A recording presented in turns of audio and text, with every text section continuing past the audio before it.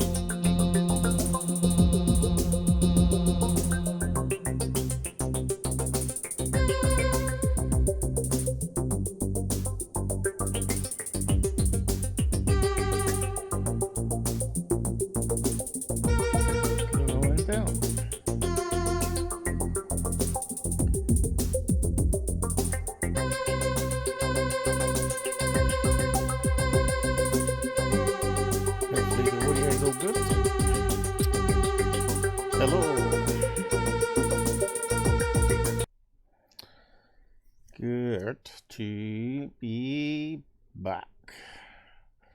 It's hard to believe another week's passed so quick. I always think that I'm going to do another one midweek, but I never have the energy.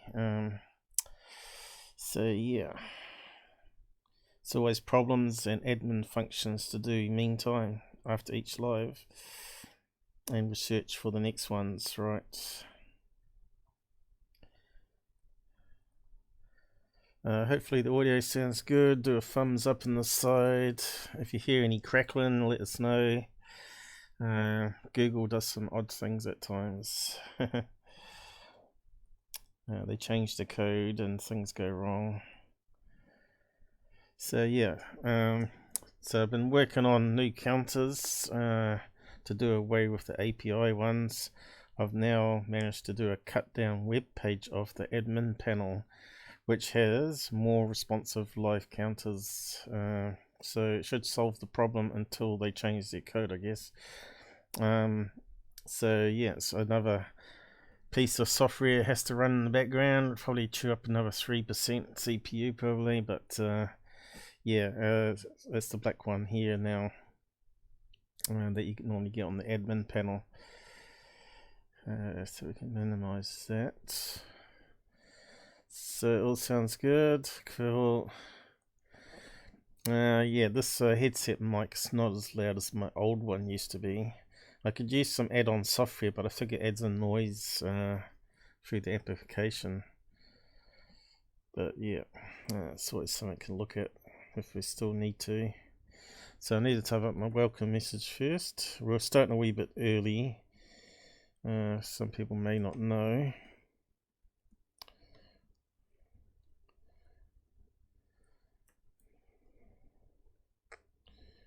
Who's out there? Susan. 4 people watching, it reckons. So today we're covering Saturday debunks and analysis and AA Memo, Alien Autopsy video and memo.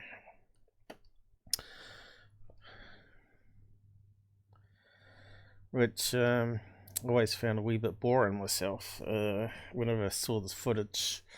So yeah, I've posted out a few things on Twitter this week about various things. So we'll see how we go with what I've got to go through here. So yeah, alien video, although we can't play it, unfortunately, because it's heavily copyrighted and patrolled by this guy called Spyros, which I'm not sure if that's his real name or not. If that's even the name of Spyros, he's a spy. So, but he's written quite a big blurb here. I think, where did he put up the video? Where's the date on it? Where's the date disappeared to? The video was made in 1995, crude VHS tape, poor quality. But he come clean, I think it was 2 years ago, saying that he admitted to faking it all. So it talks about it here in the description. So I'll just read that out, just so we got an overview. I'm pretty sure everybody out there has seen the footage. If not, then you're not a ufologist. My team and I made this short film. It is supposed to be footage of an actual autopsy conducted by the US military in 1947 in Roswell, New Mexico. Truth is, it was shot in London. Camden, to be precise, in 1995. Smile. Warner Brothers made a movie loosely based on my film and events surrounding it. It too was called Alien Autopsy, featuring Ant and Dec. That film was a mishmash of half-truths that Ray Santilli told the scriptwriters. The full true story will be told in my upcoming book. Until then, I have this to say about Santilli. Ray Santilli was the guy who sold the film all over the world, and because he insinuated and sold the film as if it was genuine, he now has to maintain that there are a few real clips of 1947 film in and among the fake film I made. There are no real frames. None. When Santilli is asked to produce evidence of these few real frames, he simply avoids doing it. We've heard every excuse under the sun. Well, I'm saying it here on a public forum, Santilli is lying. If he isn't, then hopefully he will sue me. Then I will have my day in court, where a judge can apply logic and evidence and such like to Santilli's fairy stories. Mr. Santilli, if you are reading this, the gauntlet is slapping you across both cheeks. I say it's fake, and you, sir, are a liar. Your move. Okay, so there's a lot of lawyer talk there. Which is what we don't need in the UFO field. Everything should be free and open source as far as I'm concerned.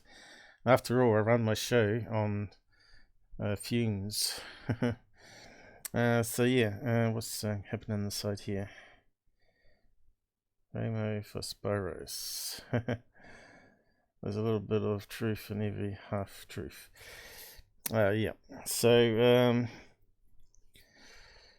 everybody's seen the footage here, and I was having a look at the hands, because they did the zoom up on the hands. And I was counting the number of fingers. Now, I think that might have been the angle I got on my picture, but you can see a slightly different angle, and you can see there's actually 4 fingers on each hand, so it's very human-like, opposed to the usual 3 fingers that we hear about. So let's just go over all that. So let's just skim through some frames of it.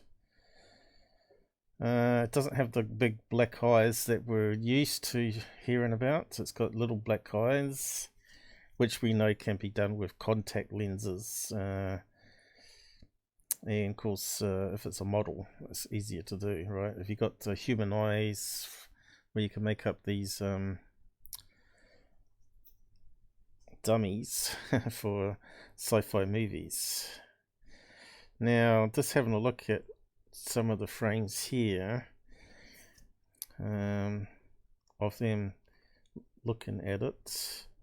See, straight away, the room has a microphone, a pull-down microphone, and it has these so-called HAS masks on, which look more like Arabian, what do you call it, burqas, than actual HAS masks. But one thing I noticed here on this room here There's no big overhead light that you get like in the dentist rooms. I don't know if anyone's actually had an operation here, but this room here doesn't conform to a usual operating room, which would be similar to a autopsy room. They also got windows down the bottom, haven't they? Let's see if we can find a snapshot of that. So we can start to see we've got windows, but is it two-way mirror? Because normally it's a two-way mirror system, or it's very high windows up on a level where people can oversee the operation, like students and whatnot. And this is like not a normal hospital room.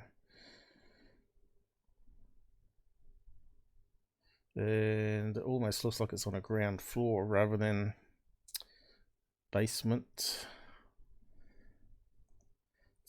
So yeah, so we've got a person watching there, isn't it? Is that a person watching, or is it reflection? I'm just trying to work it out here. There we've got another angle of it. There must be another shot of that window.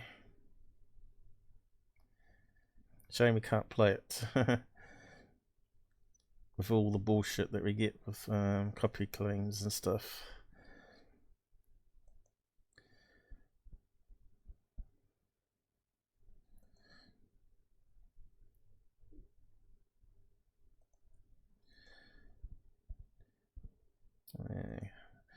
So another thing I noticed is that they're cutting out body organs, right, and sticking it into trays.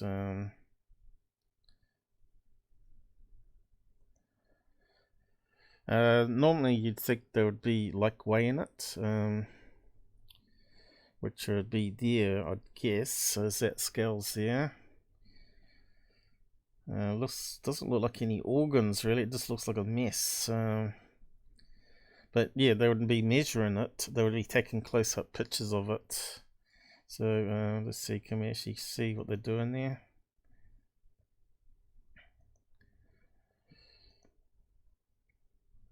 Don't seem to be doing much, right? So also you'd think they'd be putting organs into little jars with fluid in.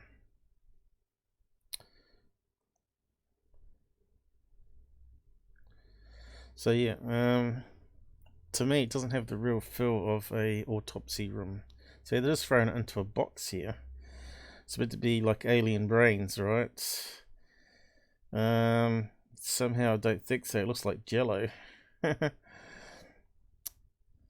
then at the end they're going to add on a bit called debris, with these hands with 1, 2, 3, 4, 5 fingers and a thumb, and smaller ones at the top here, and they hold it up and it just looks like pressed out aluminium, right? And normally when you look at electronic circuit boards, so it'd have some like wires hanging down, even if it's fiber optics going to the control panel. These things look too bare to be from a flying saucer, right? But if you compare it to today's technology, you won't be controlling a saucer with a handprint thing like that. It would be like a mind control thing. So we'll get into that in a minute, further on. Like you'd wear like a helmet or some kind that picks up your thoughts, because we'll get into that stage now. But also it'd be like touch screens, right? You wouldn't be having like handprints on the screen on the dashboard. You would have like a touch panel where it has like pictures of virtual buttons. So instead of having lots of buttons that are all around the room, or handprints or whatever, you just push a button that changes the selection on the screen, like you do here. You know, you select a different tab and different options, right? So yeah, have a look at the alien hand itself. Not that one. Some close-ups here of the fingers. Would a abnormal hand with 5 fingers actually look like that? So I've actually got some pictures of human hands that have actually got an extra digit. See how they form, to see how this pattern here would even match what they have. So I've looked into that. So this is the snapshot I did here. I thought it was 3 fingers, but I didn't actually see there's a slight one behind on that angle there. Doesn't look like super long fingers that we always hear about aliens there as well. So could this be a alien hybrid is the question here.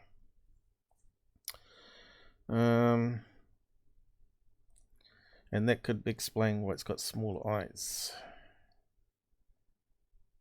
Where do we go?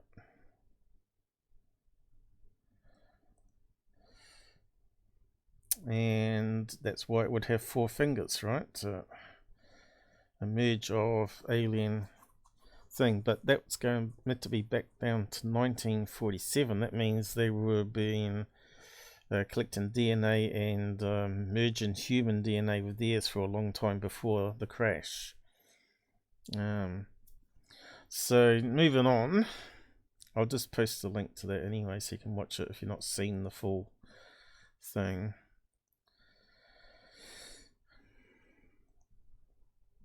So because the hand doesn't match the panels, to me that's a red flag straight away. They made up some big story that it's because some of the aliens evolve and create another finger. In that case, why is this alien not got 5 fingers? Obviously it's meant to be one that's been piloting the UFO around. Doesn't make sense. It means it's a juvenile with 4 fingers and not 5 fingers like the adults. So the story doesn't add up, right? Alien autopsy. A bit above. Okay, I'm not sure if I typed that right.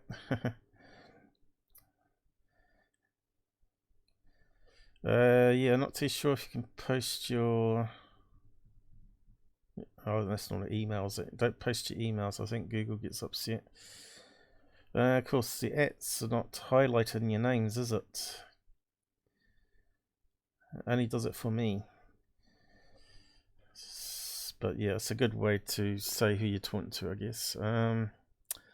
Yeah, I wish side chat was a bit better. I suppose super chat does it. Makes colourful names if you pay.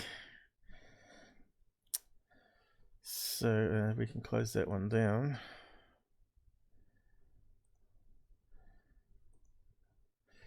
So there's a lot more to this story. So people thought they were done because the guy come out, right? Said, yeah, it's all faked. So yeah, I have a lot of problems with it myself. So we'd have to look up a normal autopsy room. I'm pretty sure they got those big overhead lights that you pull down, have handles on the side. Autopsy room. Now, even if you go back in time, you expect them to have similar. So let's have a look. Especially if you're looking inside the alien, you want some big beam light to come down, right? So you can angle it and take a photograph. They weren't doing that at all. They were just pulling out the organs. You want to see where they're coming from, don't you? So here's some modern day ones, I guess. It does say fine art there though. Science photo. Stock image. Can we actually trust it though? Let's have a look. Do they have pull down lights? Looks like they do have. What's that there? What's that there? They certainly got a lot of cameras. Pardon. And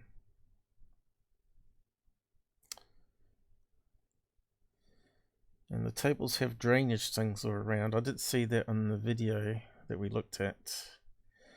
Looks really cold looking table.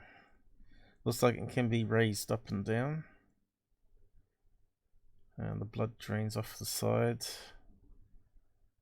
It's got something up the top here too, because I can't quite see it on that picture.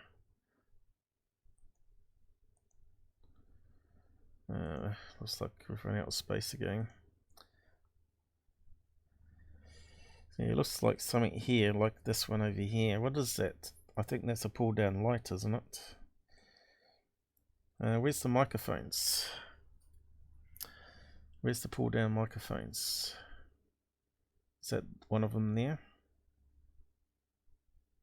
What's that there? Looks like it could be a pull down microphone, is it? Or is it a jet of water thing where you pull it down, whoosh? See, that one there looks more like a microphone in the middle there. Coming down. Hoses coming down.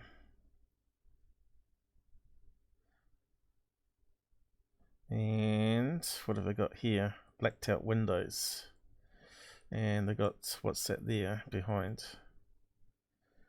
Is that a viewing room there for people to watch? So maybe it's very similar then in that case. Let's see if we can trust that picture.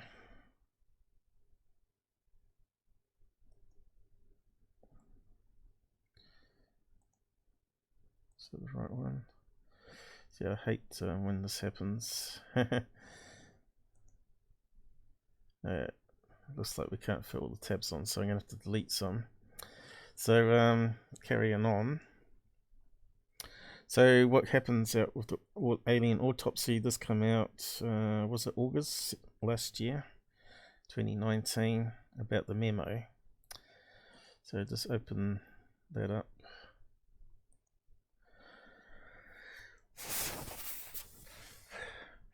And of course it's that horrible site called the Sun. So CIA scientists thought fake Roswell alien autopsy was real. Bizarre leaked memo. So they're talking about Kit Green, I think it is, being the CIA scientist. I didn't see any phone in that picture that we were looking at before. It must have been on the table, maybe. I don't know.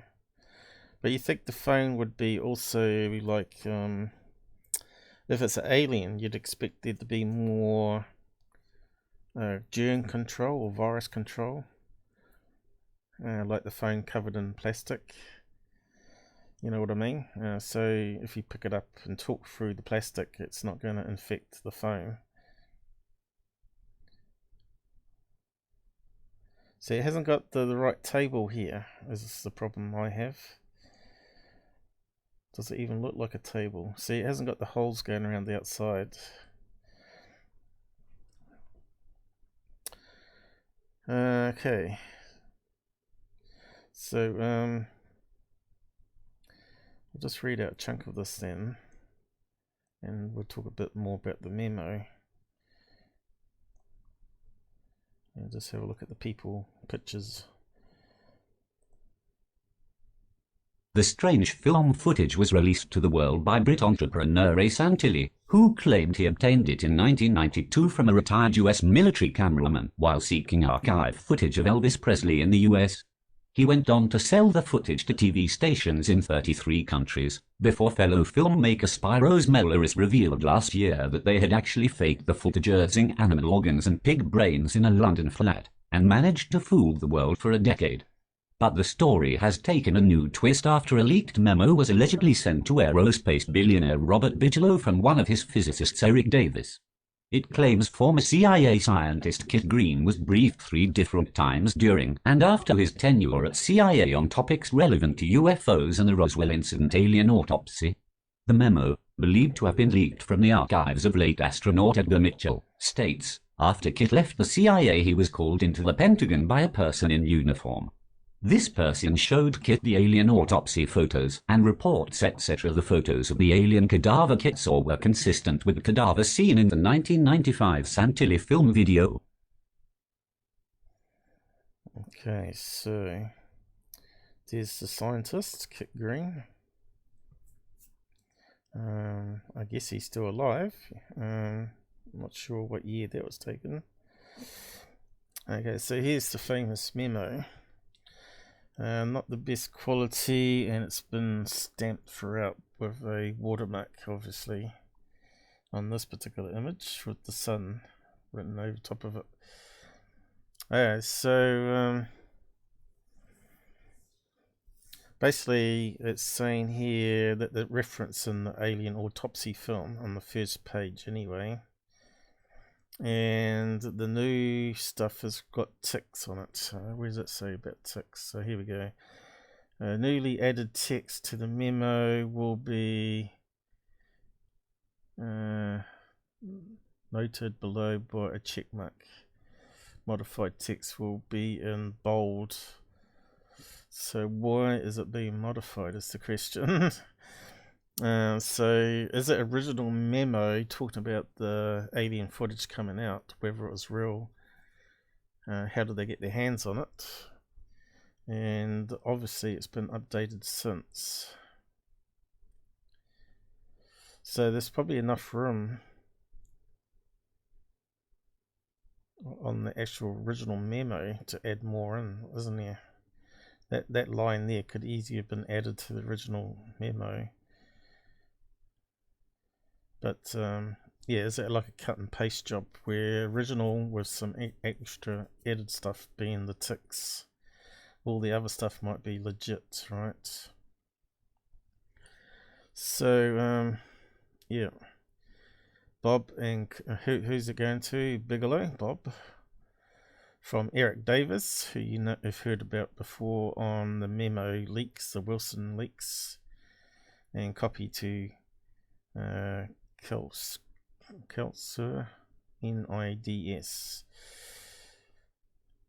I have learned from recent discussions with Hal, that's put off I suppose, that he shared with Kit the contents of my memo, dated 2001, to you, and together they poured over the points that I summarized regarding Kit's evaluation of the Santilli alien autopsy film video and his official briefings into info on the same.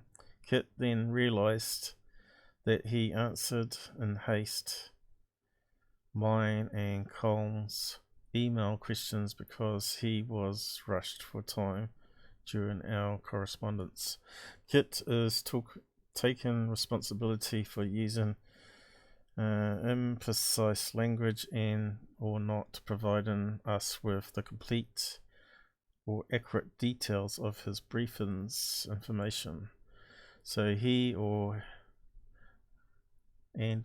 Hal asked that I correct memo 2/2301 by inserting some additional information, which we just talked about. Since spring 1999, me, Colin, and Hal. Is that even correct English there? Isn't it meant to be like Colin, Hal, and I?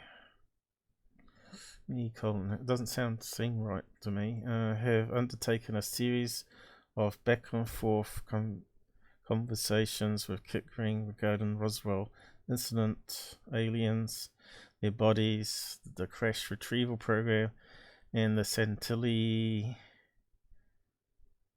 alien autopsy film.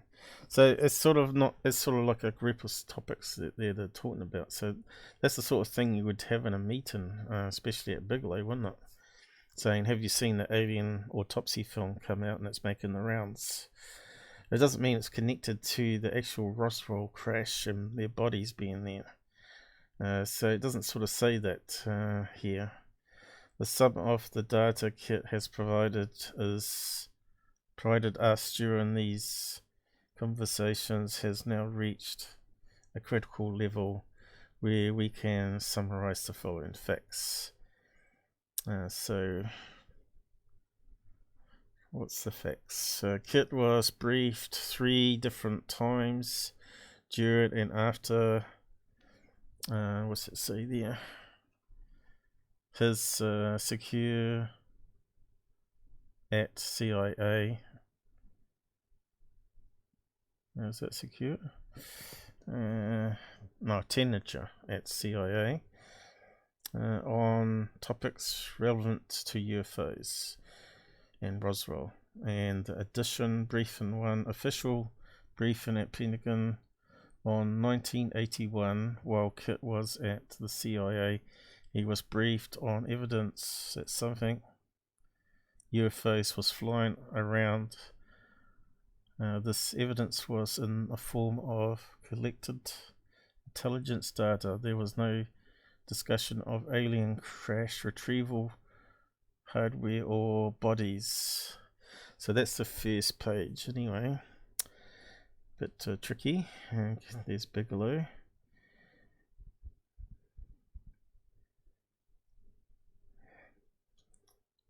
So just carry on reading that chunk.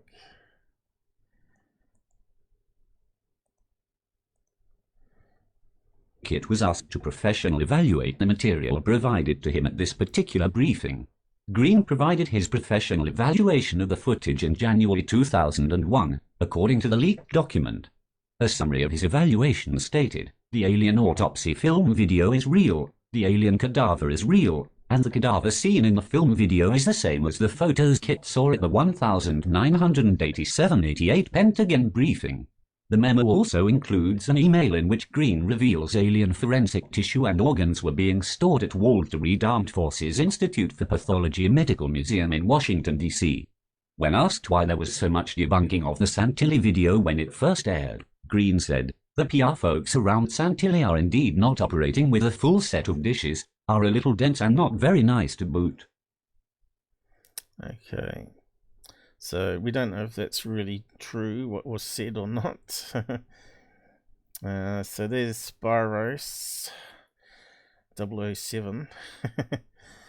He's actually a trickster, illusionist, from what I understand from the Den of Law interview. So yeah, why did he do the video? Maybe just to do it like a CV, probably see if he can get away full in the world and then come and clean later.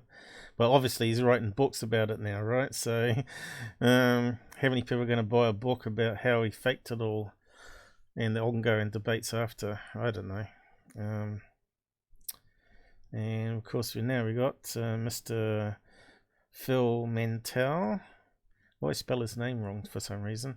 Says that Kit Green could not have seen the alien autopsy film. So yeah, the memo, as we read down here, which I have to zoom in, I'll do that in a minute. Should have listened at school. What's going on?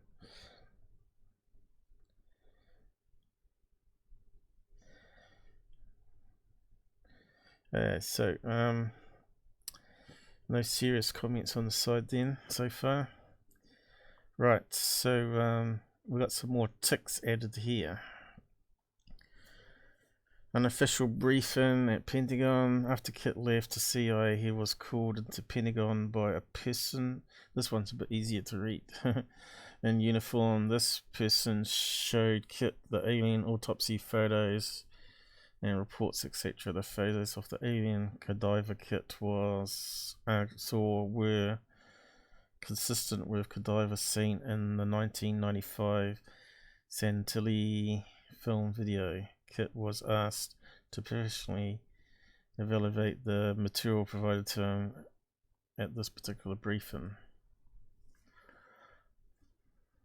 So kind of suggests that maybe they did see an alien autopsy and they think it's the same video, but obviously it can't be because the guy said it's all fabricated, so it can't be can't be the same body, right? And that's what Philip Mantel is saying here. There's no way it could be the same, but it doesn't mean that there wasn't an alien body that he saw, or photographs of one.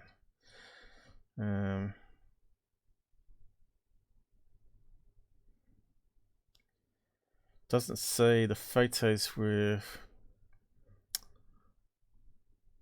from the same film, consistent with the Godiva. So it's saying there's two different situations occurring here. So if he saw pictures of an alien autopsy, they might actually be real ones. Maybe photos is not as good as the video, and maybe just saw close up with the hands or maybe the head. So we do know back in 1995 there were various reports of what alien greys looked like from contactees and abduction people, and so there's enough clues to make a model up, right? And maybe they just got so very close to it. So it doesn't mean the memo is valid here, but Philip Mantel reckons he thinks it's genuine, because then that means that his name's mentioned in here. Whereabouts it is? Here it is. Bill McGarity and later Cole contacted Philip Mantel and arranged for Santilli to get us a first generation. Oh, what happened there? Yeah, first generation. Where do I lost my place now? A Betacam video, so it wasn't even VHS. But I think Betacam were actually better quality than VHS, but they never took off. Pieces of the alien autopsy film. There was a result of the meeting. Let's get a bit harder to read again now. Cole then had VHS format copies made, so that means it's a second generation at that stage then of the beta. I sent it to Kurt for his professional evaluation. It's not like we got nowadays with digital, all digital rather than analog, so you can get perfect copies. Back in those days you didn't have such a thing.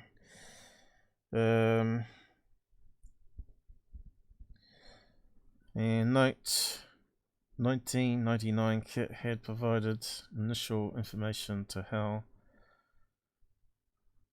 So yeah, I'm not sure how you reading that into what I'm reading, but yeah, I think we've read out that, did we? Oh no, we haven't read out that bit. We'll just read out that bit there.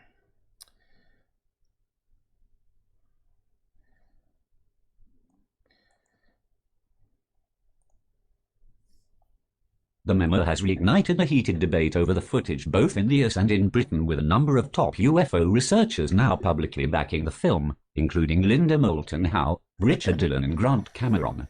Howe, an Emmy Award-winning documentary filmmaker, said on her YouTube channel those words from Dr. Kit Green about the authenticity of the six-fingered, six-toed human dissected after retrieval from a 1947 UFO crash. It is confirmation that the Santilli film video is real.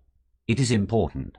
However, British UFO sleuth Philip Mantel, who has probed the footage for 14 years, has branded it the world's largest hoax, although he believes the memo, which was mailed to him before appearing online, is genuine.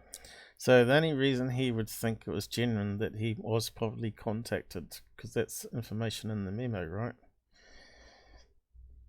Although it doesn't say here in the news report, which is kind of frustrating. So yeah, you got the three amigos, Linda Moulton Howe, Richard Dolan, and Grant Cameron. Grant Cameron is still pushing it off yesterday that the alien autopsy film is real, even though the guy that made it says he faked it. Now, these guys, I don't know what their agenda is, but obviously it's to profit from it. That's from what I can see anyway, because they're not sort of helping with the UFO agenda of moving it forward. They're just sort of stuck with the same old rubbish, right?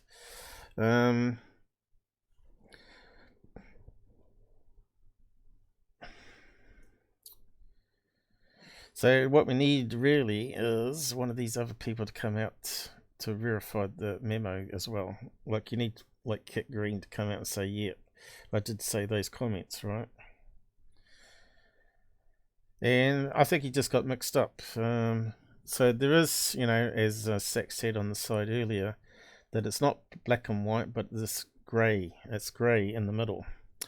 And no pun intended, is exactly it. There's a little bit of truth in it.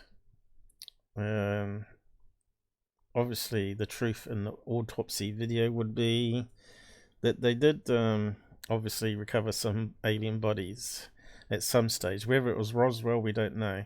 But we have come across 2 other memos, right? Guy Hotel one, and what's the other one? Sabaka, a memo where they talked about alien crashes and retrievals and bodies. So yeah, there's probably some truth in it, but the majority here is probably 90% of it is BS. So just carry on. What was said on the article. I think that's pretty much it. He said, "What amazed me is that I'm personally mentioned in this 11-page document.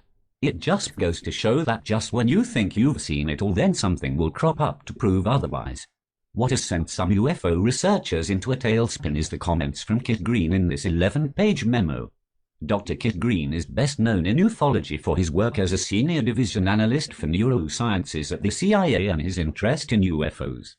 Green states that he had previously seen an authentic alien autopsy some years before the Santilli film was released, and that it was the same as the alien autopsy film released by Ray Santilli in 1995.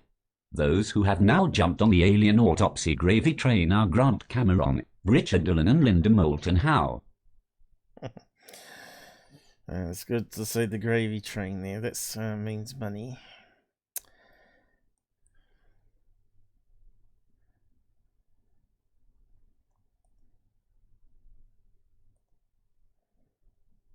Of course, Kit Green could not have seen an alien autopsy film or photograph that looked the same as the Santilli alien autopsy film some years before, as the Santilli film is a fake and was not made or conceived until 1995 when Spiros Melleris appeared on the scene. Spiros worked with UK sculptor John Humphreys to make the film. It really is that simple. Kit Green could not have seen what he claimed to have seen in the memo. I have tried to point this out to others, but I simply can't get around their belief system. Well, the BS system.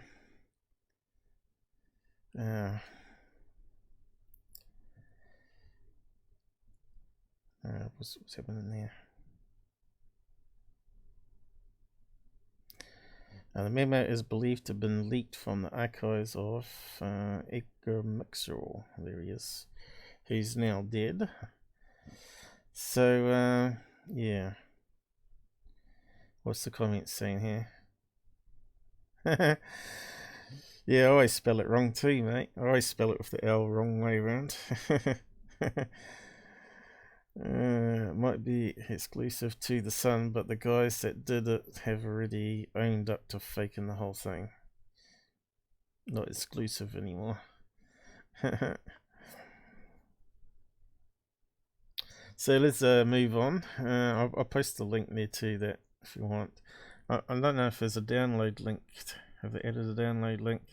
I know the memo has come out since without all that sort of watermark BS. So who leaked it to the Sun first? Obviously this Philip guy got a copy. Various people got copies before it appeared online. So someone must have sent it to the Sun. I wonder if it was Dr. Greer or one of those other guys like Grant Cameron. So yeah, the memo.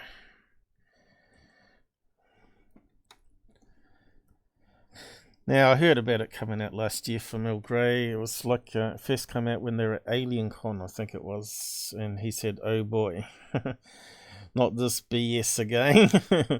And I said, "Yeah." So I never really looked into it. So Chant joined our Discord group. Chant from UFONN. She's on there now. She started talking about it, so I thought, oh, I might bring it up next live and do my own wee bit quick analysis on it, which was the hand. I believe from that there that they were leaving a clue in the video to prove that it is a hoax video with the hand not matching up with the panels. Alright, so close that one down. What else was there? Anything there? Right, so this is another thing I found about Kit Green, to see whether he could be fooled by pictures. Let's see, does it open up?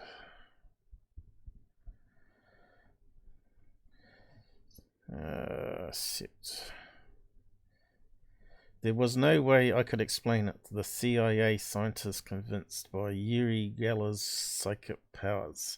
Now, you've probably seen a lot of stuff on this guy over the years from the UK, where he bent the spoons, and there's one of his famous spoon bends or twisting.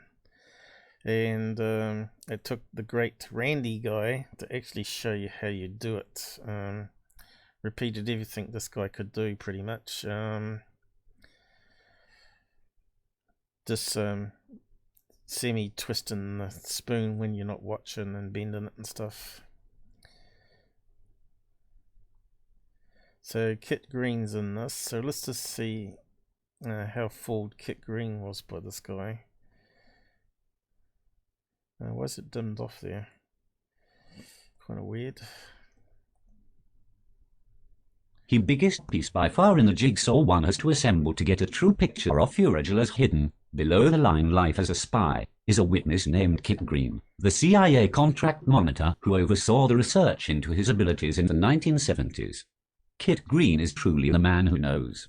At the CIA, where he gave the green light to the American psychic remote viewing program that started with Gila and became a 20-year research project called Stargate, this remarkably multifaceted PhD medical scientist was the CIA's branch chief for life science in the Office of Scientific Intelligence. After leaving the CIA, he qualified as a medical doctor.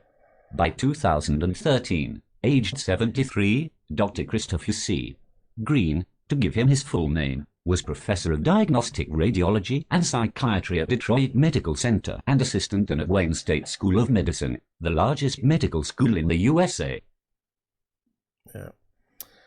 So SAC reckons it's a fake hoaxer. I don't think so.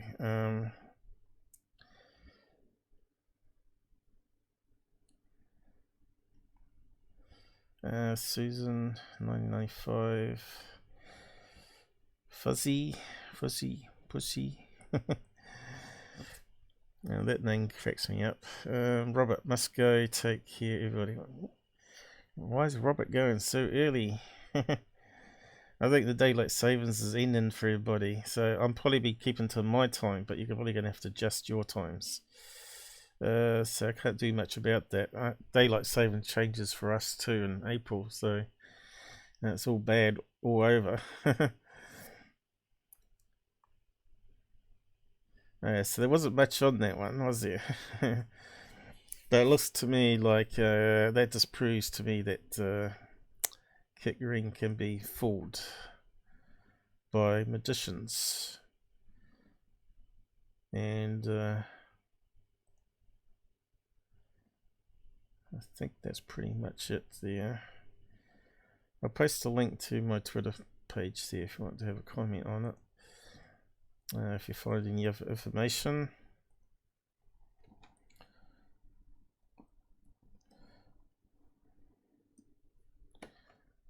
So yeah, it hasn't gone away. It's still going around the Facebook pages. But yeah, I'm going to cover more on the science of it all now. So we've talked about alien being more insect-like, and let's see, can we get to, what is it, control? I hate not having a scroll tab. I'll just go through these ones. Okay.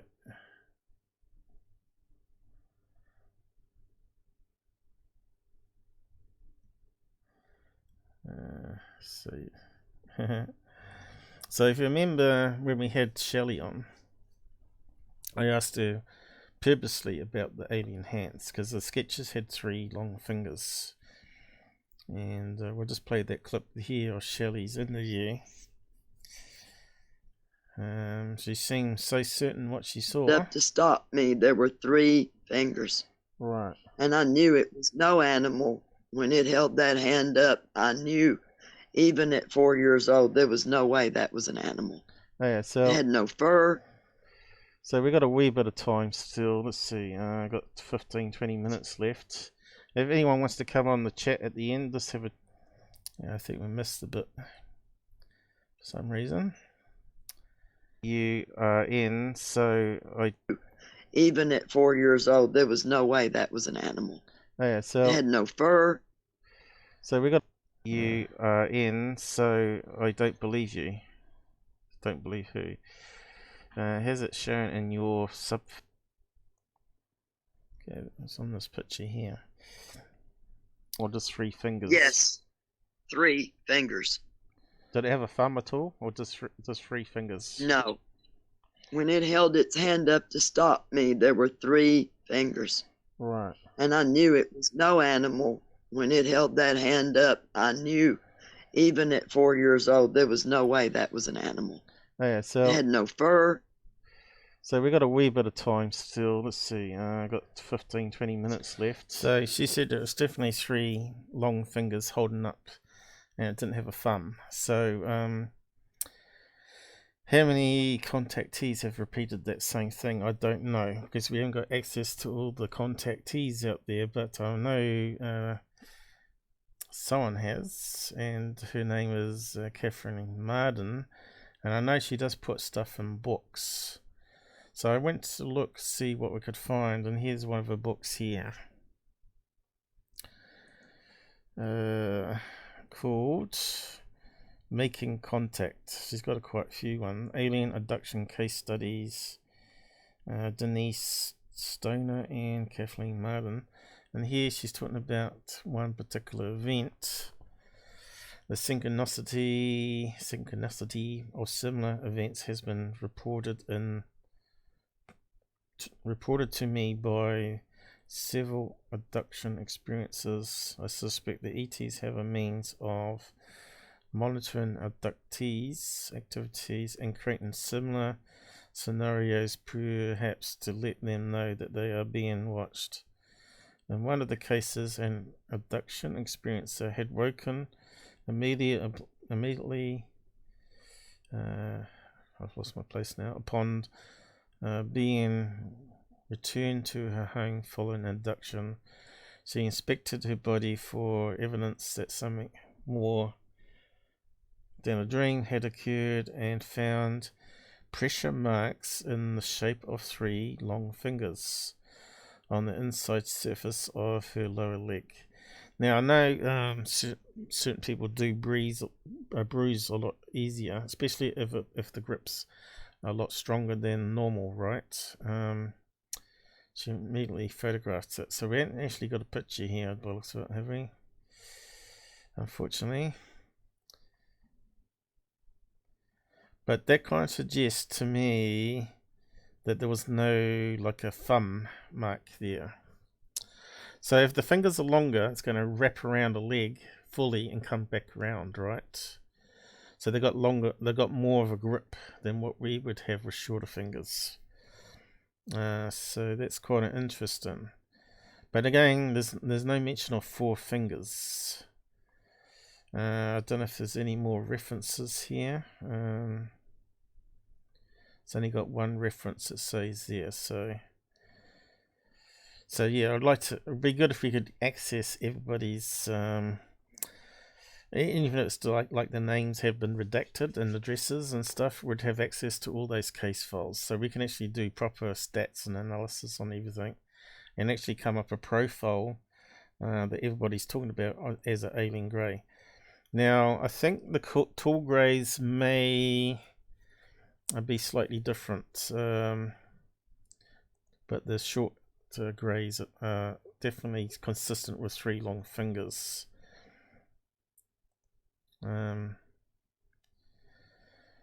So need to go back again. So then I looked at what insect feet look like and spider feet, because we've got to be more scientific than just arguing and debating whether a video is valid or not, seeing if we can actually use science to prove something. The science of spider paws. So not only do dogs and cats have paws, but so do spiders. Hairy feet help hefty spiders climb walls with the aid of Van der Waals force, which I think is electrostatic. Let me just check that up. I'm not going to better fit it in tabs. Here we go. Forces. Positive and negative charges being attracted.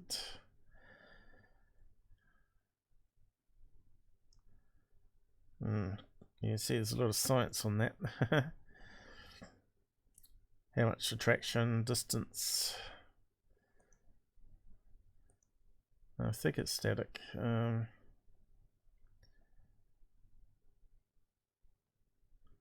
the first time, let's have a look. Direct measurement of the Van der Waals force made for the first time. No thanks. Attract and stick to one another. What is that one? Intermolecular force that causes in some cases when there isn't a strong force present to attract and stick. Van der force is what actually most of the time keeps gas molecules together, as well as liquids and some solids, and allows them to travel in bulk as a fluid. Some animals like geckos climb up on the surface. Yeah, we had those in Australia. They're pretty cool. And of course they'd go transparent almost when they went on glass. They look like little rubber lizards on the windows. So yeah, this is the thing of things that are very small versus things that are very big. We couldn't do that. But very light creatures with very fine tips on their paws or thing.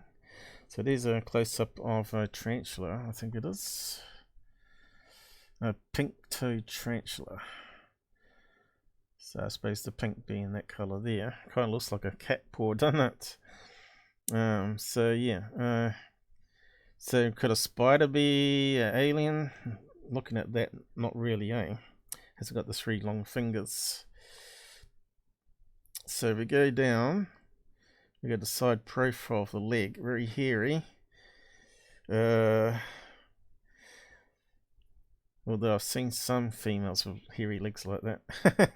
No, I'm just joking. Anyway, just going down a wee bit and have a look at the pictures. So now they've got a close-up of the end of a spider thing, and oddly enough, it's actually got 2 little claws popping out here. Now, why would it need claws? So it's got all these little fine hairs that create the attraction force to the wall, or to the surface, I should say. And here's a real close-up of the hairs. So it's like really, really, really, really small. We're talking about nanoscale. 10 microns, micrometers, pretty small.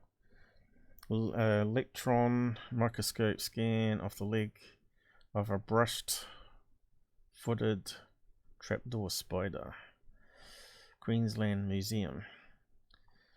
Yes, Van der Waals forces are most of the explanation for why spiders have fairy paws. However, there are two ways to go from this. If you are big, you can get those beautiful, big, dense, iridescent pads as with the ideomatter, or can get lighter. What the hell's all that mean? Thus needing less, as in the case of huntsman spiders, which are among the few spider groups, along with jumping spiders, that can run upside down on ceiling and dangle off them with a toad in their fangs. Well, that's pretty heavy, isn't it? So here's some less close-up picture. Kind of looks like two little pads at the end. And there's another close-up of that one, but you can't see the two claws that pop up. So I suppose the claws would give them a wee bit more grip on some tricky surfaces. Feeling creeped out yet? So we used to have the huntsman spider as big as dinner plates running across the bedroom wall in Australia. And yeah, I used to chase it around with a broomstick trying to kill him. And of course I had one in the shower one day hiding behind the thing, but that was only as big as my hand, but still it was pretty scary. And they can move really fast, easily a meter a second. These things can run around the world just like in a sci-fi movie. So yeah, I'm not sure if you want to actually look at that, but I'll give you the link. So I don't think aliens are insect based there, is my point. Insect spider feet. So if they're evolved from insects, why would they have three long fingers? So it begs to could aliens also be like an interdimensional species that sort of developed like us, climbing trees or whatever, and developed long fingers? Or did they use our DNA and splice it with their insect DNA to create these greys being like biological robots, so they can withstand the high speeds of the UFOs, inertia, which would kill humans but don't kill alien greys, which is another possibility. So there's more questions than answers, as usual. So get moving on. Do spiders have nails? If they do, they are sharp or dull. So here's some more pictures of close-up of spider feet. And you can see the pads on the end here and two nails. Looks like a cat footprint, a cat paw, doesn't it? Bit more hairier though. And there's the two claws that grab on, and there's at the very end of these hairs like little suckers. And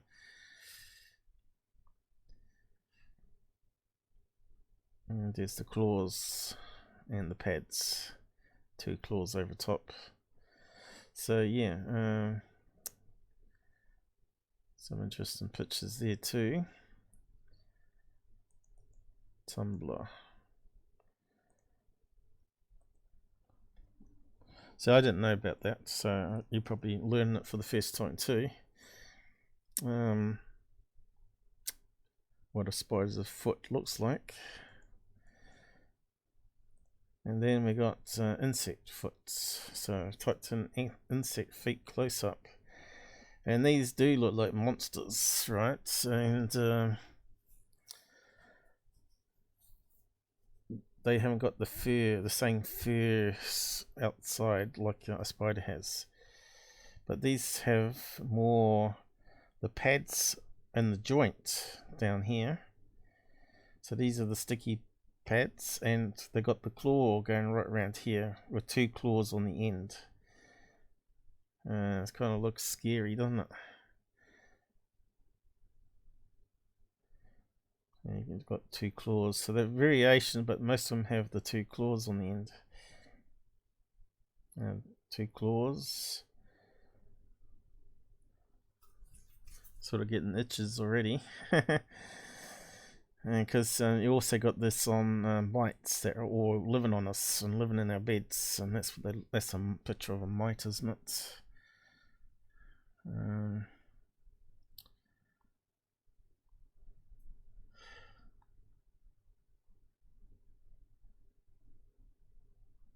Don't know if I got any more pictures. There's another one there. Insect foot. Similar to the spider, but not quite.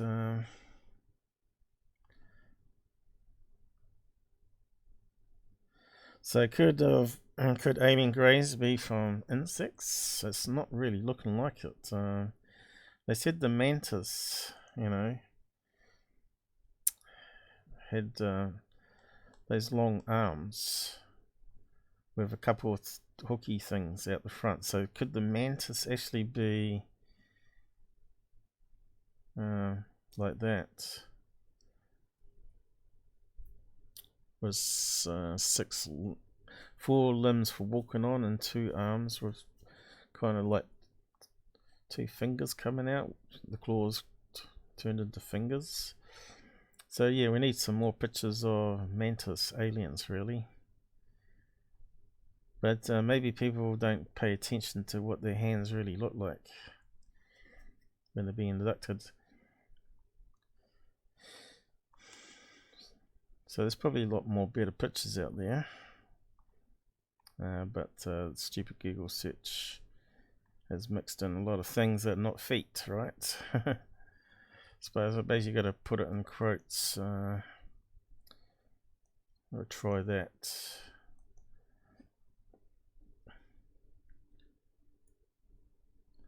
See if that gives us any better results. Has a wee bit. There we go.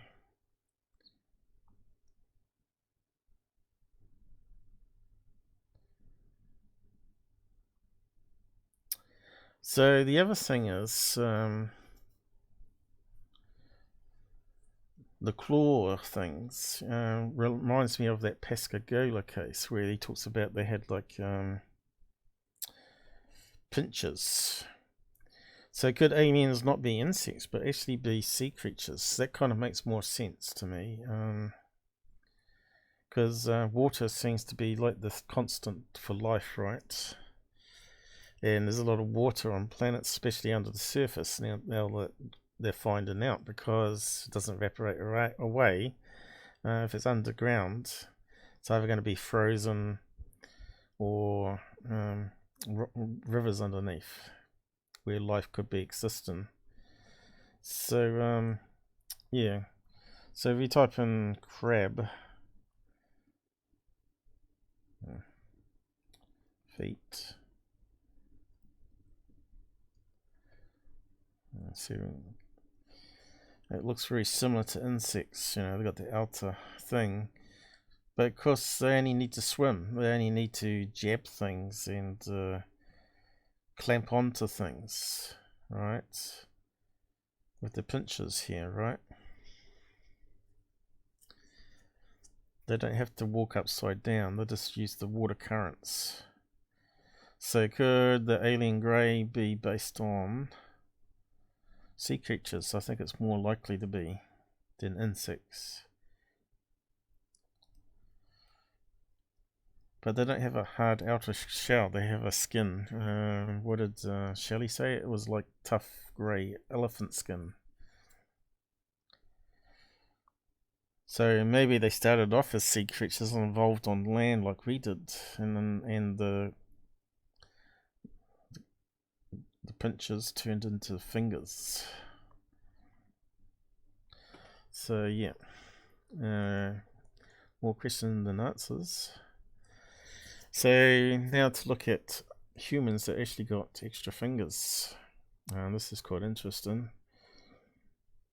proper mechanics there. So this is a real human hand. 1, 2, 3, 4, 5, 6 fingers. Well, if you call a thumb a finger. Now you can see, if you look at that control panel, it doesn't match up to how a hand with extra fingers would actually be spread apart. They said normally the extra finger is like a extra thumb of anything, right?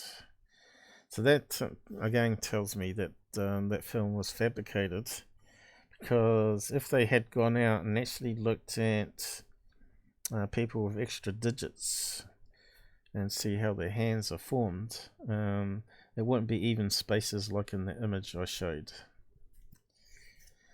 And here's the guy using a computer keyboard here. Don't know if we can play a clip of it or not. Copyright claims galore today, probably. Is the extra finger a hindrance or not? I suppose you can type a shoelace with one hand. That's what they're saying here. Not very good though. And using a keyboard.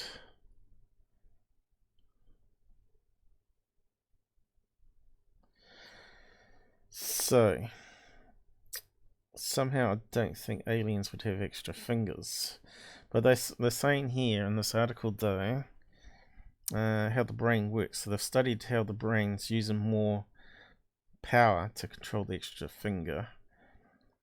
And we'll just read out some of it because it's quite interesting. So we're talking about evolution here, pretty much.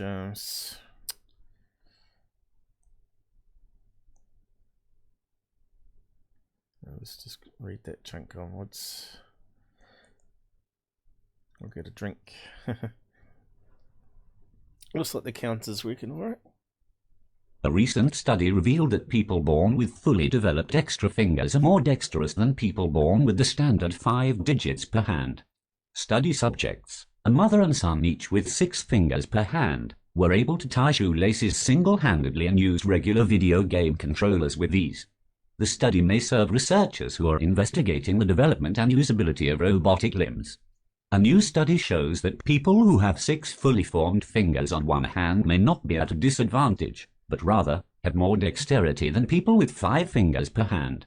In fact, the 2 people, a mother and son, who were part of the study have 6 fingers on each hand and are able to type on their phones, play complicated video games, and even tie a shoelace all with just one hand, reports Science Alert.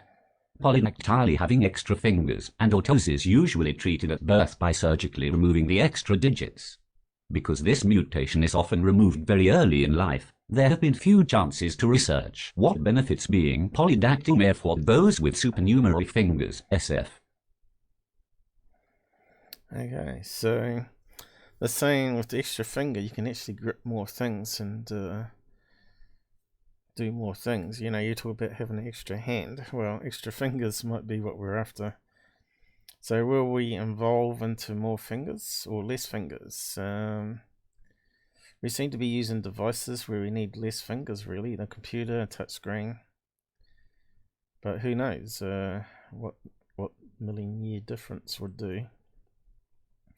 But that begs to, then in that case, if it's more beneficial to have more fingers, why don't alien greys have 6 or 7 fingers, right?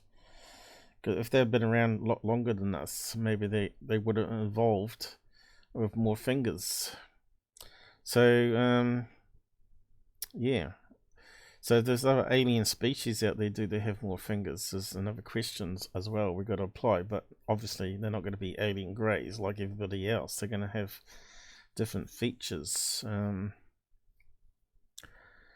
not all going to be grey. They might be green and might be blue skin, especially if they've got silicone in them. But I've heard that there's reptilians, right? And reptilian hands they talked about them being webbed in between, which again sort of links alien hands, if that's the case, going back into sea creatures, because the webs is obviously to swim, right? And they said it's normally first two long fingers and the other two fingers are shorter, but like having two little fingers and two index fingers, but they have webs in between. So that's not fitting with the alien grey descriptions though. But hybrids, they said, had 3 to 4 fingers and a thumb. So that kind of makes sense if you splice in DNA together, right? So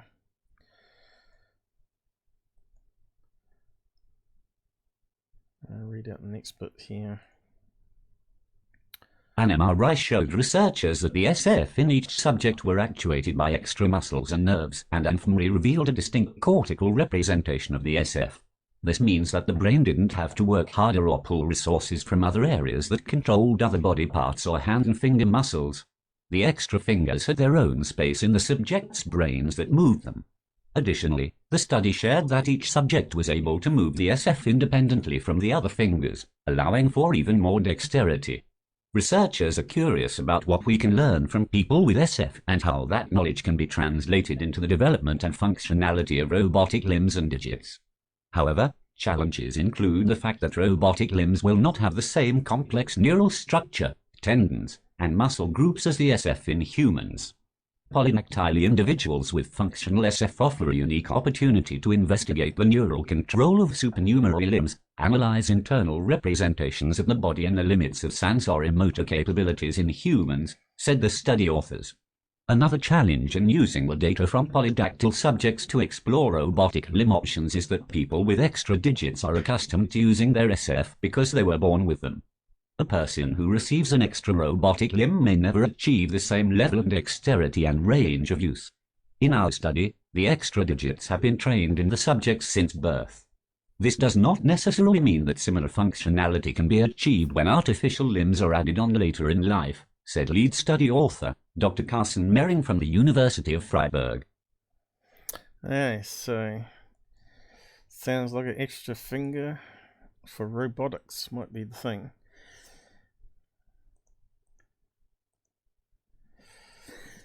So, if they had the alien with the correct number of fingers for those panels, that would have made more sense, wouldn't it? If they were trying to make it believable. In fact, they've maybe even done an extra finger, gone to 7 on a whole hand. Which would then add into the theory, if they opened it up and it had like, I don't know, how would you fake a robotic biological being, that has like a Terminator, it has this human flesh on the outside but machine parts underneath. I suppose they would be able to do that easier, I would have thought, maybe. Because it makes sense that to send out UFOs into the universe like probes. So they have a mothership and then it sends out probes. Once it hits the solar system, the probes go out to all the different planets, start collecting data. That they would be traveling at hypersonic speeds. Once they hit the atmospheres, that they want robots to do it. So another interesting thing, is there anyone on the planet that actually has extra fingers other than birth defects? And there are actually animals that actually have an extra finger, and one of them is the panda. And we got some pictures here of the human hand and the false thumb on the panda. So it's got 1, 2, 3, 4, 5, 6 fingers.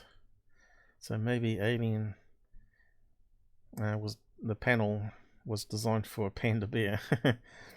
And then we got this one down here, panda, chimpanzee, human, and gorilla. You can see chimpanzee's got the longest fingers here, which is kind of interesting. The gorilla's got the biggest, widest hands, probably the strongest hands. and humans in between. And another one is Australian koala bear. But instead of having 6 fingers, it's actually got 3 fingers and 2 thumbs by the looks of it.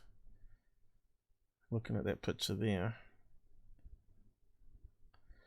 I suppose the back feet are different to the front. I think that must be back and that's front, is it? It's not too clear. And then we got this one here, showing pictures of what? Panda. So here you got the long fingers coming around, gripping around something onto the palm, which would be like alien grey fingers, right? Doesn't say what creature that one is there at the bottom though. 1, 2, 3, 4, 5, and a thumb. Well, that doesn't look like a thumb to me there. So I'm not too sure what animal that one is. So yeah.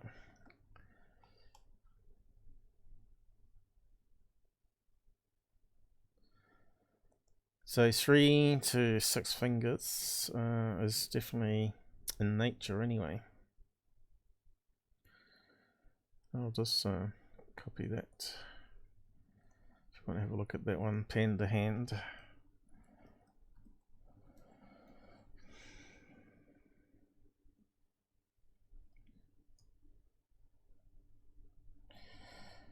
Now I think alien hybrids are the only ones that have hair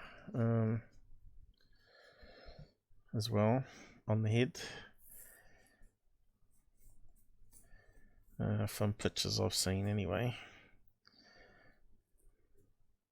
Now we're getting the tabs down now. So speaking of touch panels, we got the touch screen. How does it work? So I thought I'd include that. Looks like it's too big.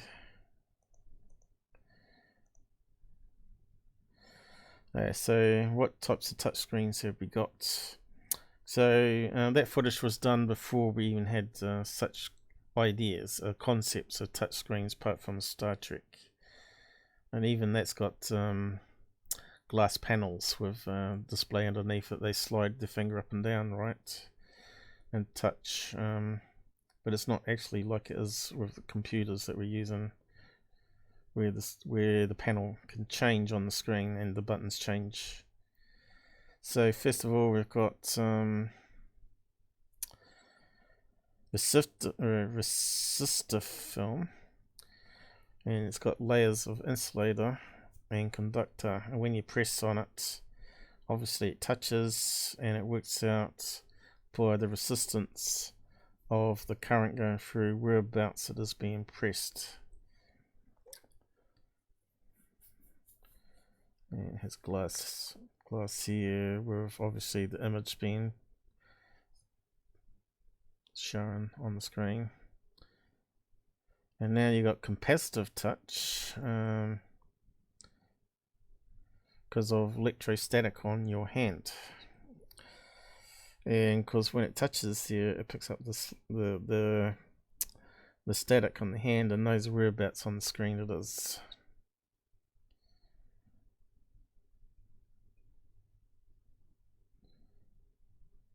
And next one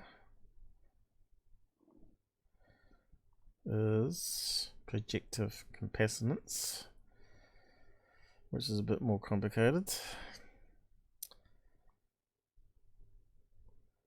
So I'm not going to read it all out there, but we'll just go through them quickly. Another one's using acoustic waves. I assume it's sound that we can't hear.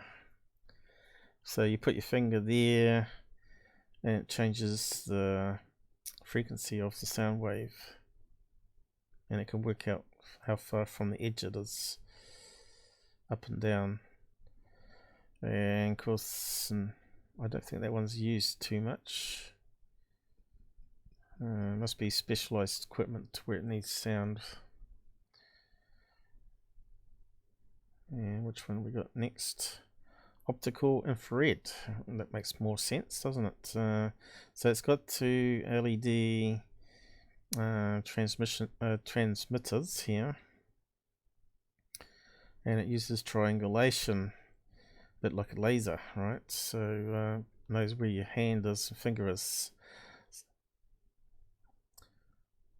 So yeah, why would aliens need touch panels like that? Well, only if it's being faked, right?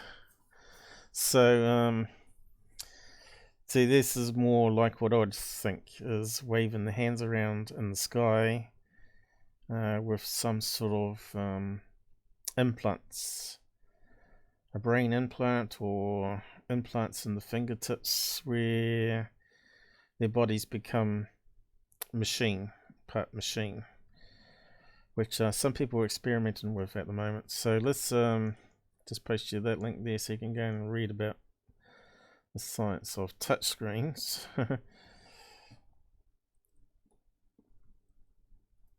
So now I'm moving on to implants, what they're mucking around with, and then I'll move on to other debunks. I know this one will be the longest subject because it's the one I spent a bit more time on.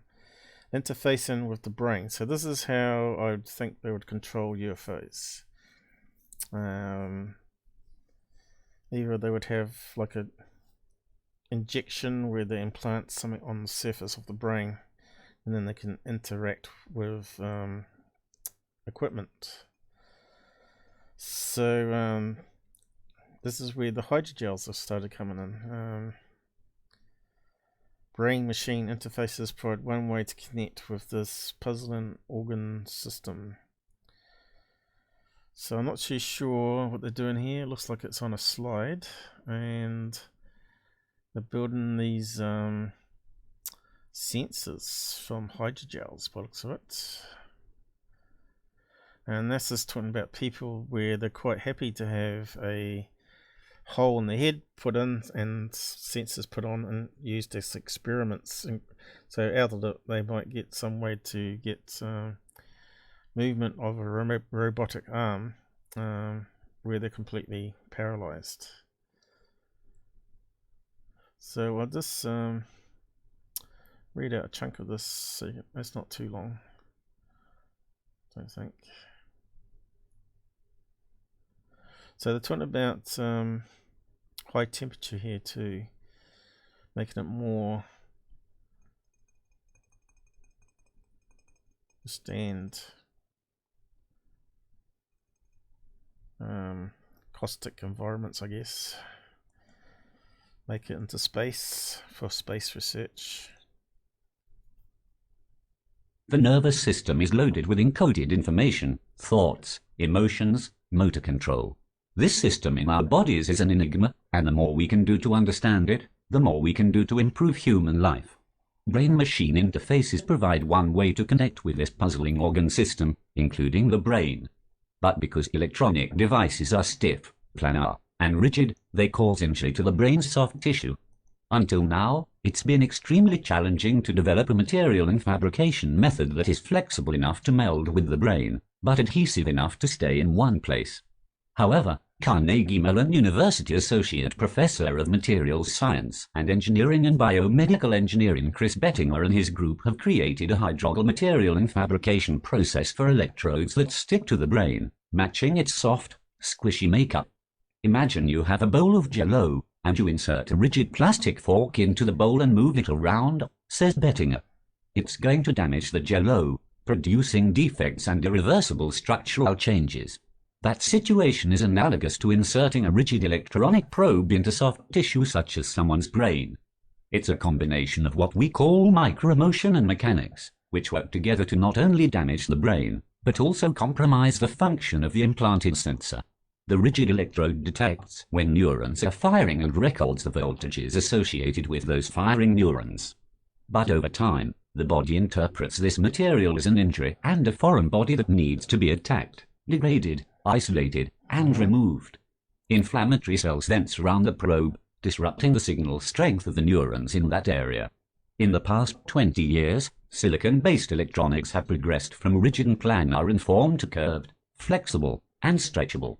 The rigidity of these electronics has evolved from being stiff like wood, to thin and flexible like paper, to stretchy and pliable like rubber bands.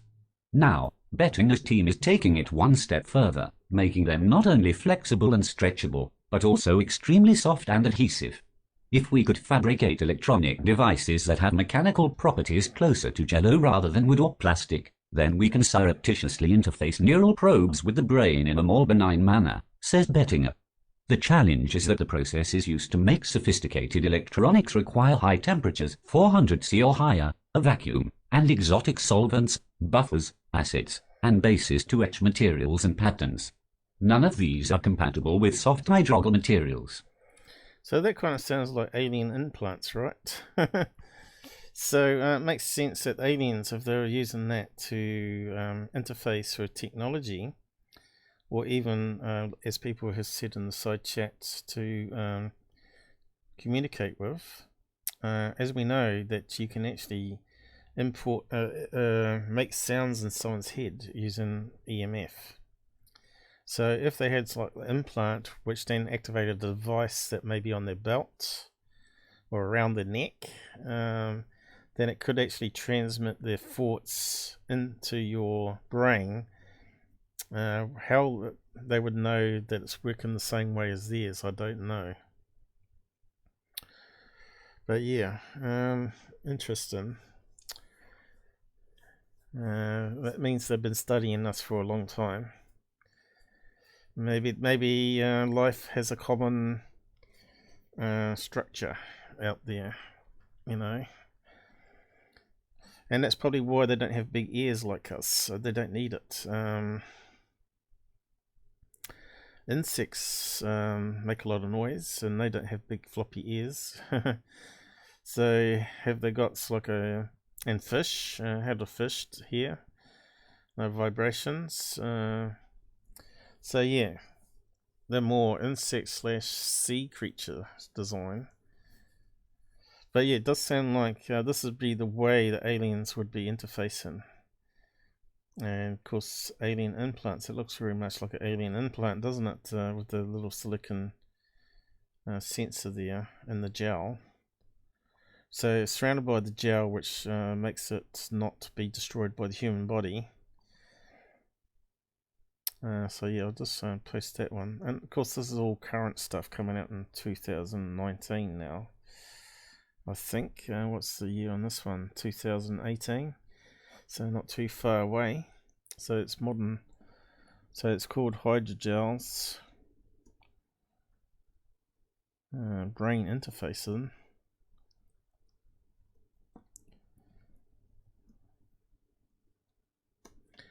So it'd be interesting to see if paralyzed people in the future, not too far away by the looks of it, will be able to control the wheelchairs just by thinking about it, you know, and talking.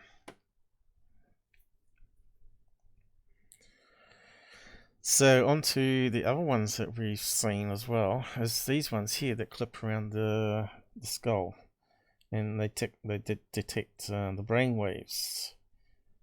At various places on the skull, because we know certain parts of the brain control certain body parts like eyesight, limb movement, and all that sort of stuff. So when you move your arm, obviously it creates a spike at that region there, and they know it's the right arm, and they can work out how many fingers it is by the pulsing, I guess. But so there are some applications coming out using this technology now, where they're playing around with it without actually having to crack open your head and stick in a hydrogel sensor. Here we got $35 Star Wars Force Trainer, where you clip it on your head here, and looks like it creates a levitating thing that goes up in a tube, which is kind of cool.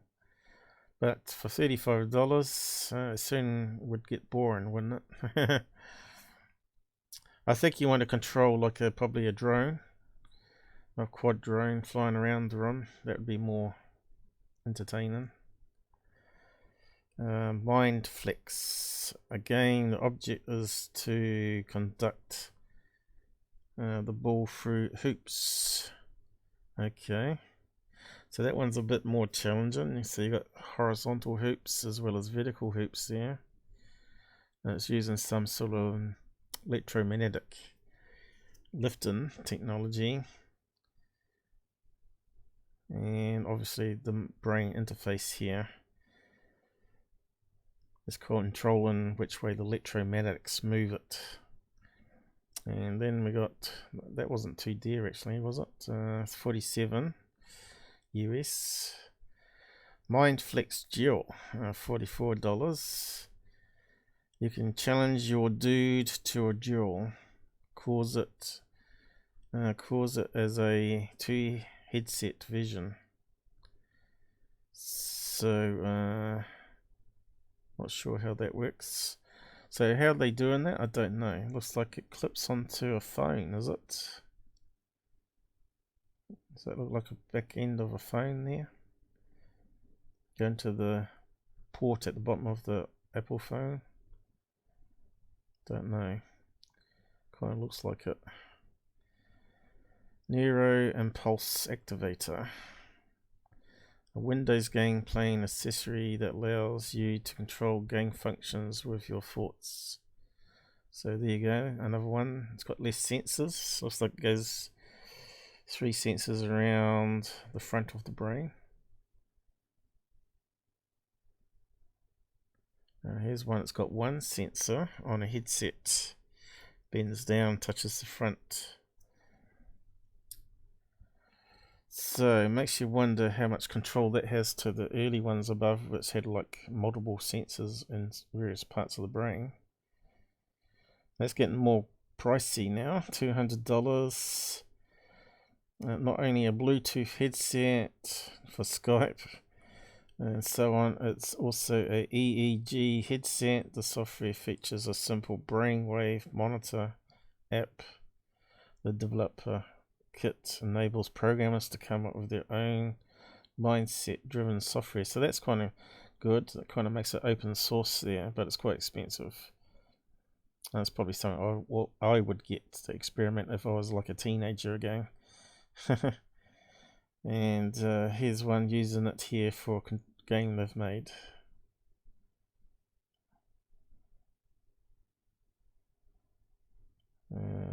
Someone else. So this one's actually got 6 sensors. 8 sensors.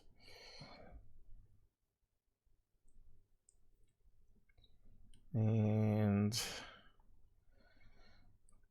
there's another design of one here. Also 8 here. That looks like it's got 1 maybe at the back here going around.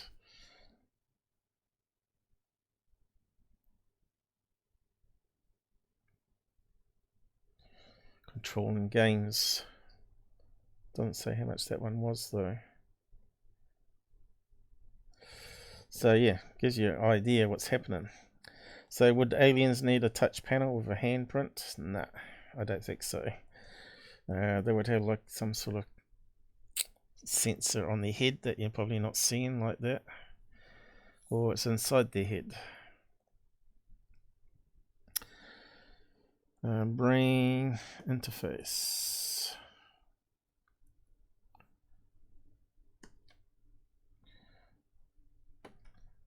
I know some people probably find it a bit boring, but hopefully so these ones we're looking at the lab here. Right, so let's while we've got that back up, let's have a look at this one. Now there's a microphone. And that looks like a pull down light there in the corner, is it? Up there. So is there a phone on the wall? Is that a phone on the wall in the over the back there?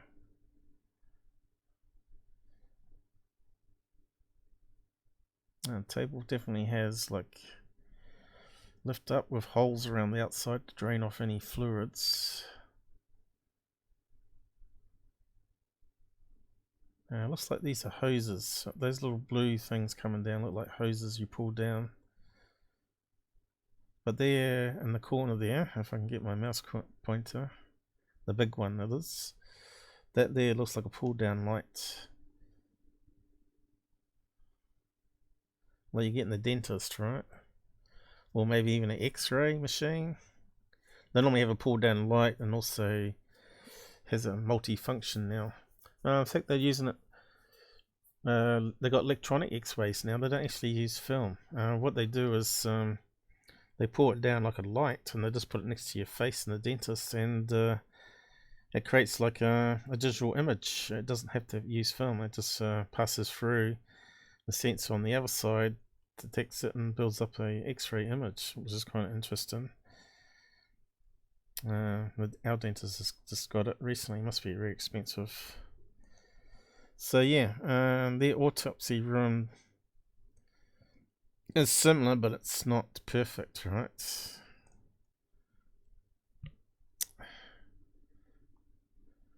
This looks like an old-fashioned one. Again, you see the table here is wooden, but again, it's got the edge up on it, like the alien autopsy film didn't have that, to stop the fluids falling off. And looks like it has a draining thing coming down to a bucket. And what's that light? It's got some sort of hand lever thing here to do something. So that's what you expect in the old days to have. 1900s, 1800s. What else we got here? Very similar tables again.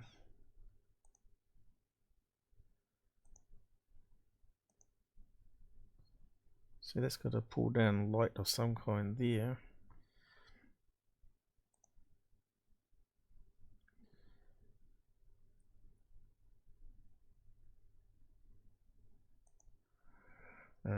So that one looks complicated. What's that?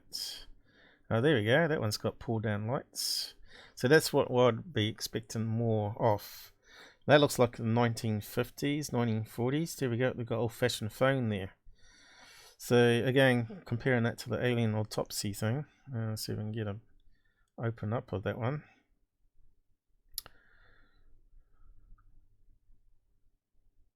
Daily Mail.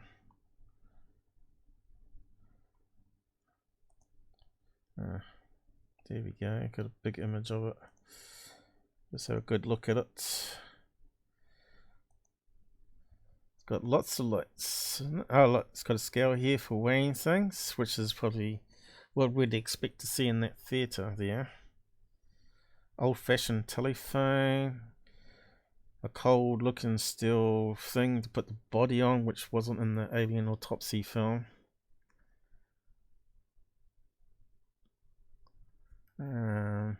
Two big lights.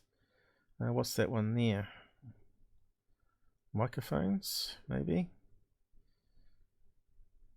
Or maybe something else.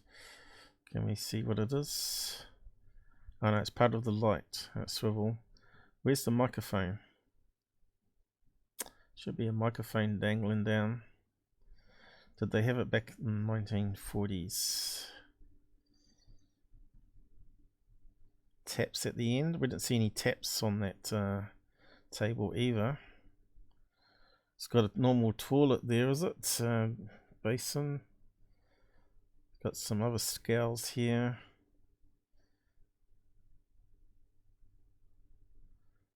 And you can see here's the observation desk that I was talking about. People could stand up further up and watch over from above, which makes more sense. But of course we can't see all sides of the room here. So yeah, I wouldn't have thought they would have been in the same space though. I suppose they want to get people used to the smells maybe of corpses. Students would sit up there, watch it. But yeah, I think refresh that one. The video's fake. Some of it's close, but not close enough. There we go. This one's got a tap as well. Was there any? This is more of a modern one, isn't it? It's got the pull down mics. I can't see any phone in this one though. Could be over here in the back.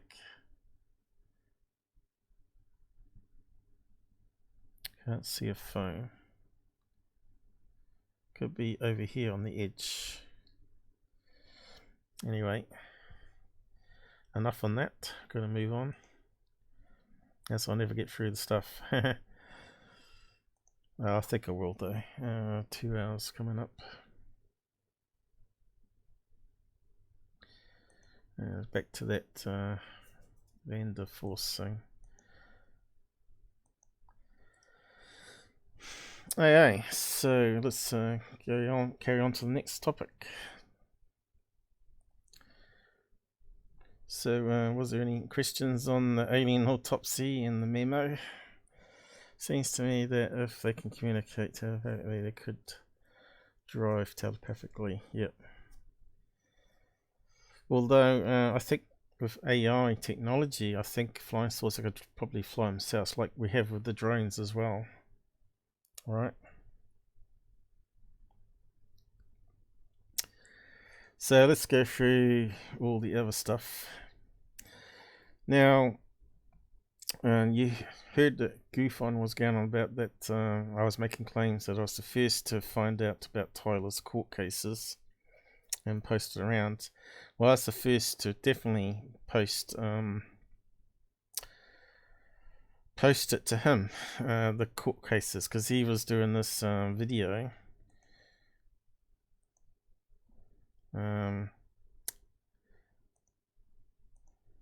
On the court case where he's in the red jacket, orange jacket, and he was trying to verify it ridiculously with these fake background checker sites where you got to put your credit card number in if you want to see the criminal history. Now they just go through and search free sites, the free databases, and try and match up the names that you provided and create a detailed report, you know. But I think the ones that he was looking at were only showing 2. Well, we know Tyler at least had 12 court for speeding, at least speeding fines on one court database, and he had like the 5 or 6 on the main database where he was doing his current court cases. So here I say in a comment to someone, DUI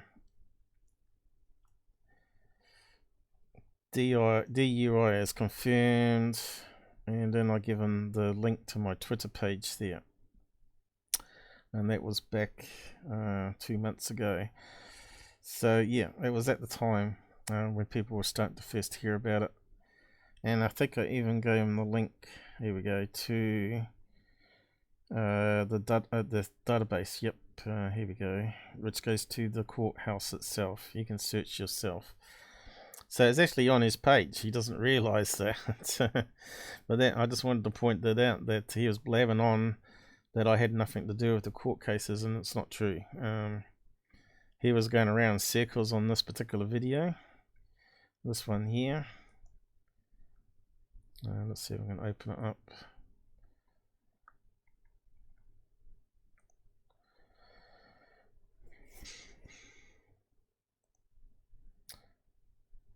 Where he was ask for money. This is why I hate these things.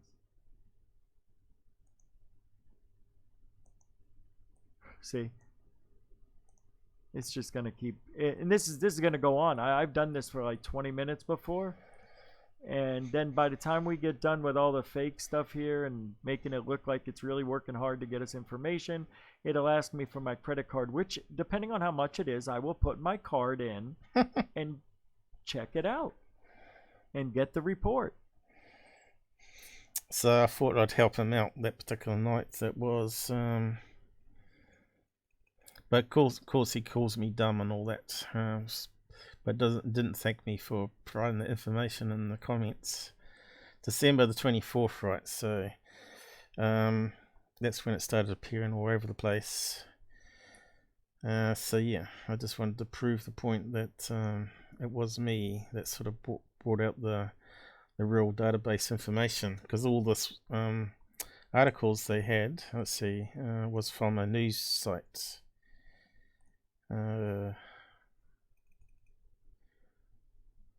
Arrest.org, and it was a wee bit suspect because it allowed people to create an account there and upload court cases onto the site directly, which means someone could have fabricated the photograph and all that sort of stuff. So we needed to verify whether it was true or not. And there was another one as well, which he didn't have. He only had that website. There was another website that came out before that I also posted on my Twitter account. It was called Ohio,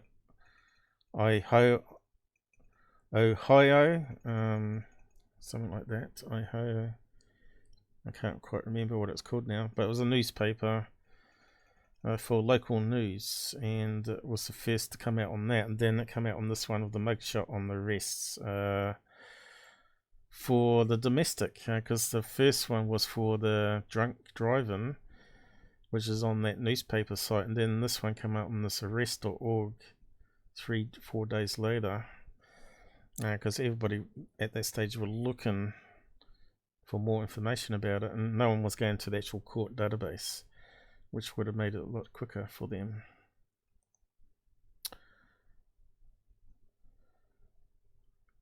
So yeah, if you want to go check that out, you can.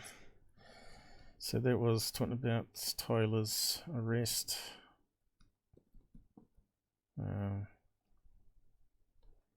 Court checking,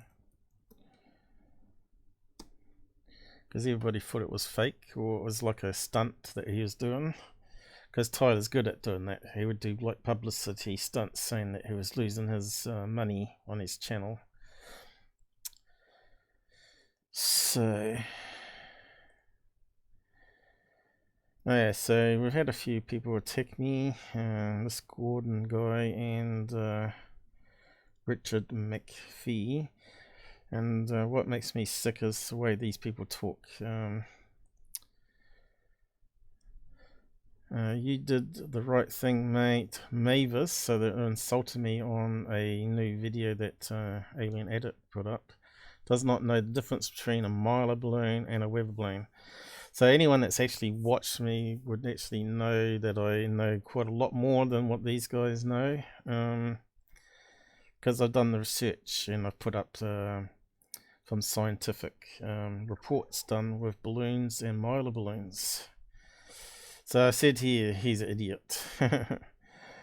Mylar balloons can reach plane height. Just do the research. So what's the other one insulting me here?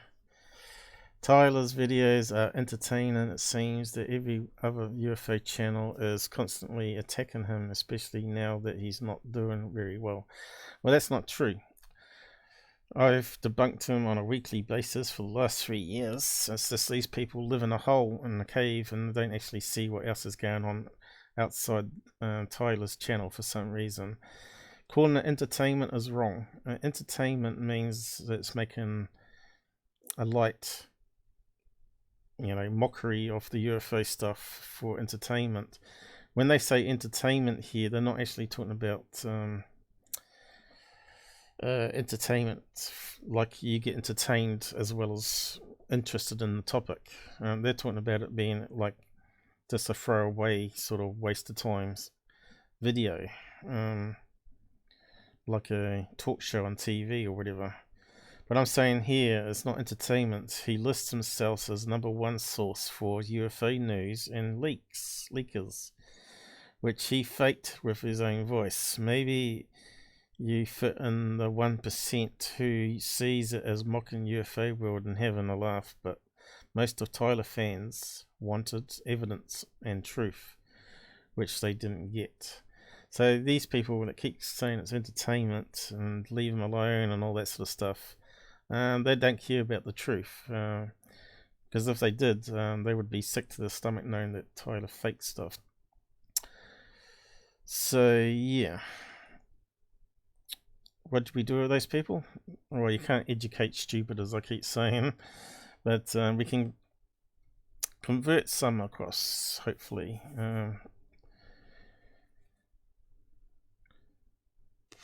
And of course, they only see one video and they say, oh, your channel's built on attacking people. Well, it's not. I just spent the last 2 hours talking about alien autopsy film, which wasn't attacking anyone, other than the hoaxer that faked it. Well, I wasn't really even attacking him, because he actually did the right thing and come out clean, which is what Tyler should have done. Attacks.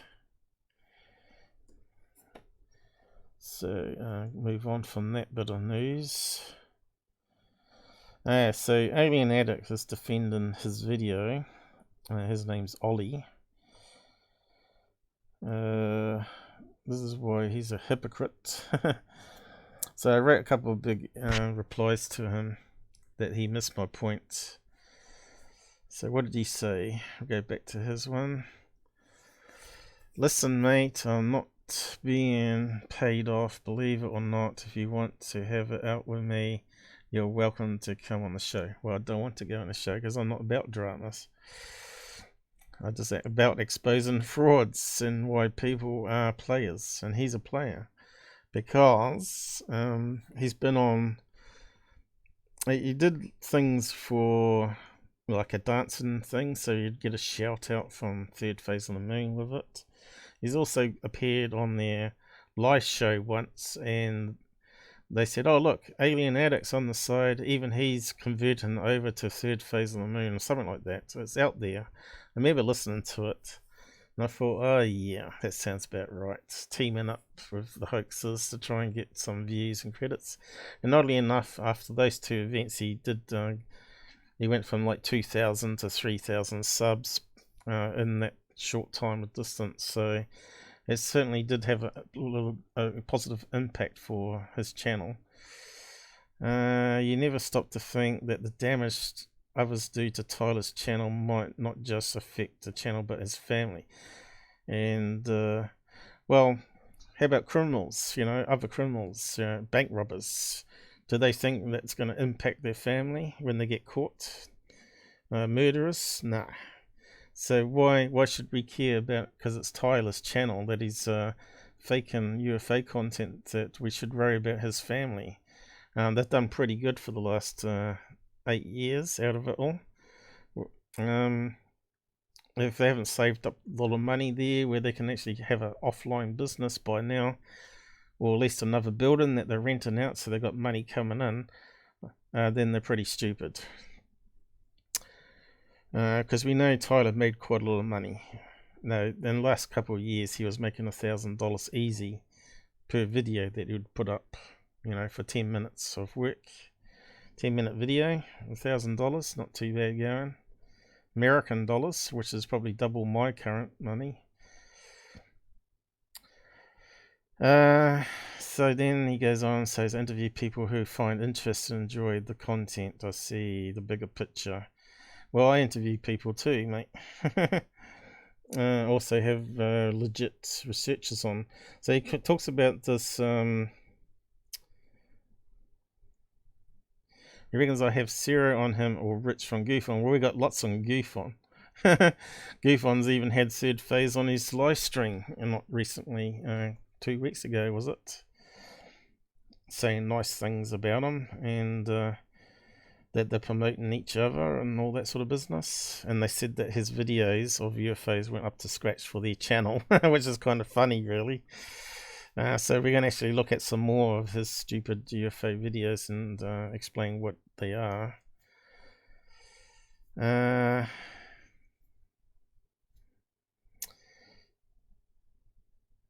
So yeah, I don't really need to read out my response there.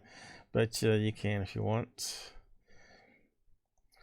Yeah, I just get sick of the drama and bullshit. If you're gonna be a truther, then don't play the field. Double standards just doesn't work.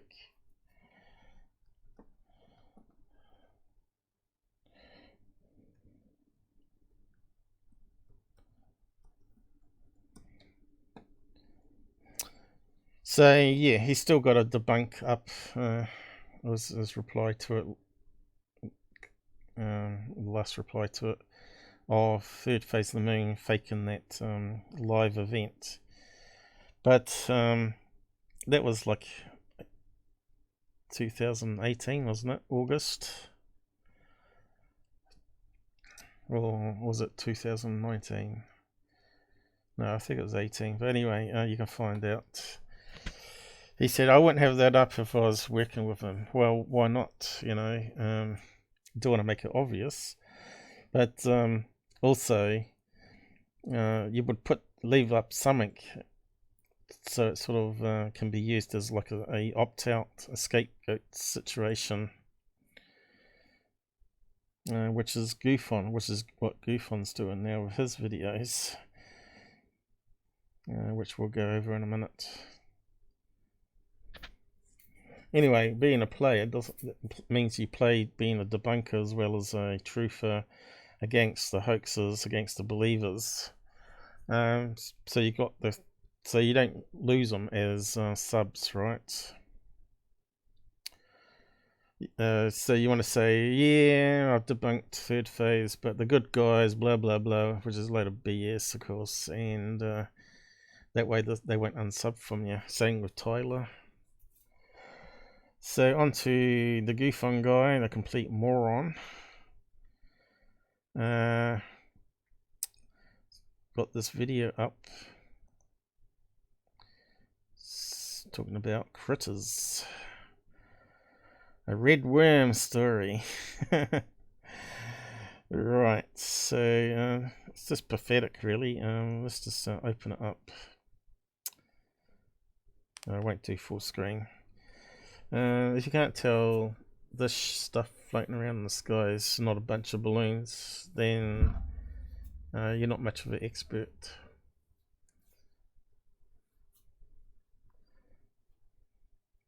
So he's trying to focus in on it. So let's see. What you're seeing here could possibly be balloons, but it changed shape.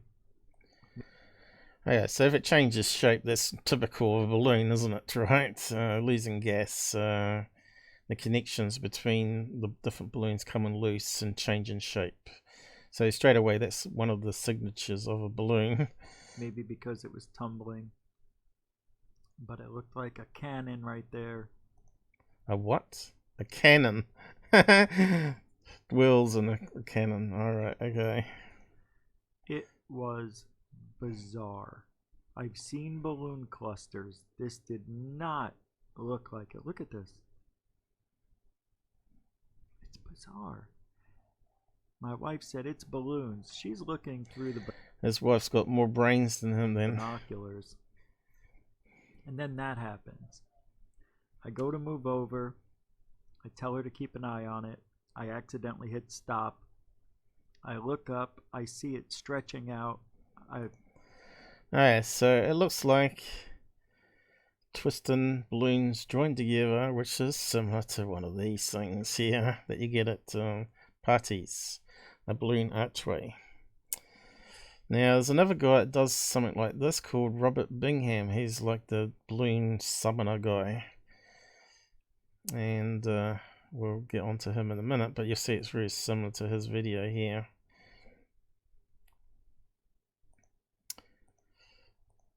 Why would that happen? And it's not moving. It's just sitting right above me.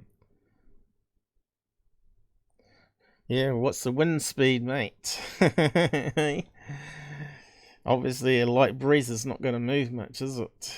I had a tripod, but it wasn't near. It was in the garage, and I didn't want to get it. So I told my wife here in a moment to go get it. Totally boring. Okay, so I think eventually they break apart individual balloons, he says. Then he adds this one on here. But yeah, as soon as I saw that, I knew it was like a balloon archway. We've seen them before. Alright, Now so I think here I'm laying on the ground. It isn't balloons. It just means I've never seen anything like it before and had nothing that can... So for 14 years he hasn't seen a balloon archway, right? So yeah, he does another one over a movie theatre here with the jets. I think it is.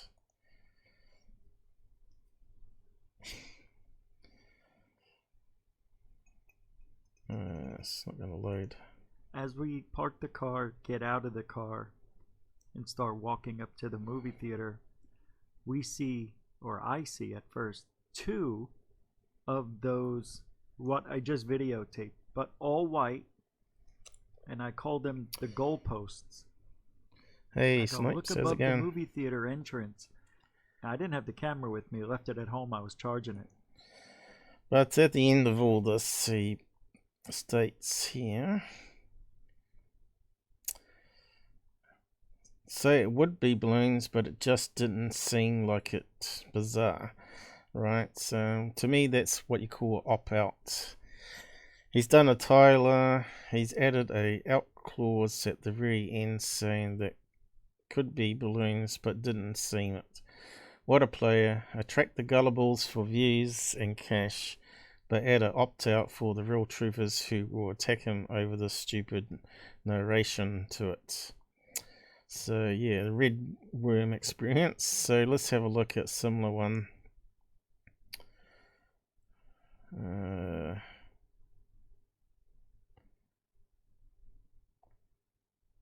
was it? This one here, Robert Bingham, BS. You see it looks very similar. Different colour balloons probably. This one he calls Pinky. So he gave his red worm a name, Pinky. Entity. And if you notice, if you go through the video, when I play the whole video, if you go through it slowly and free sharing it, you'll see that there's a bulge sticking out of the side of it. And like I said, it's very intelligent. It's a great capture. Some people call it an Ibani. I don't like it. I prefer not that name. So I'm calling it Pinky. But, you know, it doesn't matter what the name is. What matters is that you know that it's not man-made and that it's intelligent and that they are here. Intelligent balloons.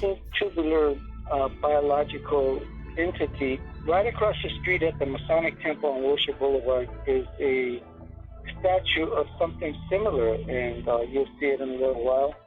And yeah, so you can see it's identical to GUFON's red worm, but obviously pink balloons this time. And if it's spinning around, obviously if they've got a mix of white balloons mixed in with the pink ones or red ones, then it's going to reflect also different colours of the sun reflecting off it, especially if they've got some silver ones mixed in. So he's saying it's like this thing outside here on this temple, what do you call it,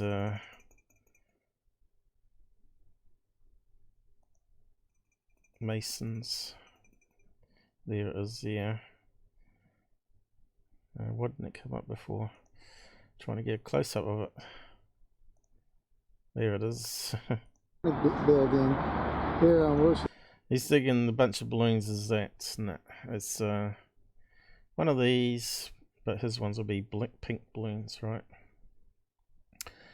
So yeah, I just wanted to bring that one up because this guy's just putting out the misinformation there of critters in the sky, and most of the critters in the sky, I won't say all of them, most of them can be explained as balloons. Red worm. The ones that we still have yet to explain are the ones called rods.